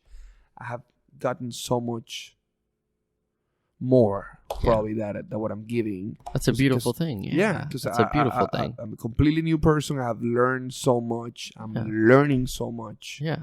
And as I get older, you appreciate. Even though I hate this cold weather, I hate cold weather. I'm coming from an island. It's perfect weather than Miami. Yeah. Similar. I just hate this cold weather. Yeah. But I appreciate so much more what Toledo has to offer. Yeah. It's very affordable. It has a lot of opportunities for entrepreneurs like me. Yeah. It's so affordable, you can save more money, and you can do things like we did with Poco Loco. I love that you touched on that, because that's the whole point of me doing this is to touch on what Toledo has to offer, and the opportunities that are really here, the positive things that we have here, and not only what you're doing, but like you said, what you're getting in return for that, the people here, the opportunities here, and it's a great thing. It's a great flow, and I want more people to be aware and involved in that, which I think that a lot of people already are. I just want to get that message out a lot more. But a lot are not. They're not. Yeah. And like, for example, I get people every day that, I've never been here before. Yeah. Where have you been? We've been here for 3 years. No, I've heard, but we don't do a lot of advertising. It's been word of mouth for the most part. Yeah. And that's great. Yeah. That we do so much in just sales, off word of mouth. That people keep bringing other people, and we have so much regulars. So this year I'm very focused on doing a lot of advertising, but through social media, it's free advertising. Yeah. It's so undervalued. So undervalued the like how much. I know the word you're looking for, but I can't find it myself. But the value, it's undervalued. It's undervalued. Social media is undervalued right now. There you go. That's the way to say it. The attention is in social media. Yeah. There's so much attention in social media right now, and it's under, like, even if you pay for ads, it's so undervalued right now. Yeah. Overvalued. It's overvalued because people aren't watching commercials like they used to. People aren't watching billboards. People aren't doing as much. They're every fucking day. They're on Facebook. They're on Twitter. They're on Instagram. They're on all this shit. And that's a main source of not only information for the community and information nationwide is, oh shit, did you see WTOL posted on Facebook that there's this going on? you fucking find out the shit from Facebook and Instagram. People are getting all their news. Nobody goes to the website and reads that shit. Don't get me wrong. Older people will do that, and that's. I mean, that's newspapers disappearing. Yeah. Most people are going to television. And shit like that. It's going obsolete. Yeah, it's on the decline. It's internet. It's social media. There's different formats to get the information that people are getting today. Yes. So I'm focused on that. Not only more awareness to the Toledoans that we're here, that we offer something different, that we are so much better, but not necessarily better, like different from your classic Mexican restaurant. Yeah, we are fusion restaurants. We on top of that, we offer your usual Mexican favorite dishes with a twist. Yeah. With a twist. But we also offer some Cuban food. Some good Cuban food. Something you need to try. Something you need to experience for yourself. Not only here, like second that motion completely. Yeah. If you've never ever tried any of this food, come down, try some of the Cuban food here. It is delicious. You will not regret. And if you have any questions at all about what it entails, what it has, anything at all, just ask questions. All the people here are more than glad to prepared to absolutely prepared to answer all those questions. And whether you like meat, you don't like meat, you have a specific taste, a specific thing in mind, come down here. I can't talk positive enough about the food here. Nothing but good things to say. What days are you guys open? We close only on Sundays because, well, Adam Street is not very Sunday place. We open from Mondays to Saturdays from 11 a.m. till 9 on Monday, Tuesday, Wednesdays, and until midnight on Thursday, Fridays, and Saturdays. We have a late night menu from 10 to 12 on the weekends. It's only tacos and appetizers. That's something else that we do really good with that, because we finish the kitchen at 10. But then there's still people partying and drinking, and they want to stop before going home, or they want to stop for a margarita and a few tacos. It's late night, so maybe we don't serve a heavy meal, but we have tacos, and everybody loves tacos. So come on down anytime. There's always something to eat. Yeah. No matter what time it is, stop on by.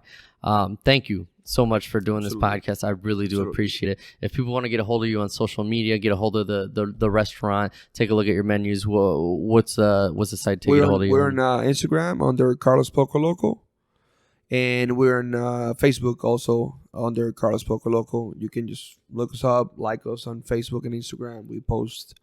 We're trying to post daily, specials and awesome. and events, and just follow us there. So to keep in touch, picture with the food, so you see, what to order if you come here, what to experience. You're really gonna like to follow us and be a follower to our social media. It's gonna be this year is gonna be different. We haven't really exploited that. We're busy running the place and whatnot, but this year for sure we're gonna be more in touch with the Toledo people. We answer every question. People have been doing reservations through Facebook. Instead of calling, they rather send them. Some people are antisocial. They don't want to talk to you. They don't want to talk to you. They just want to text. Send the message. You guys take reservation? Absolutely. Yeah. And then they just did one today for 12 people this Saturday. Perfect. Oh. I answered with within a couple hours always. I've already felt a stronger presence on social media this year than what I'm used to seeing from the site. So Carlos Poco Loco Instagram and Carlos Poco Loco on Facebook. On Facebook. Thank you for doing the podcast. Thank you for inviting me to this podcast. This is gonna be a great podcast for you guys to follow. It's gonna be on Facebook under MudTalks. MudTalks, and eventually we might do an Instagram as well. Oh yeah, we got the Instagram already. We got a Facebook, we got an Instagram, and we'll have a YouTube page. I'll have more information in the links when I make these videos. But I'm very excited about just this and the future of this. Absolutely. So thank you guys for listening and listening to me. Absolutely. Have a good night, guys. Good night.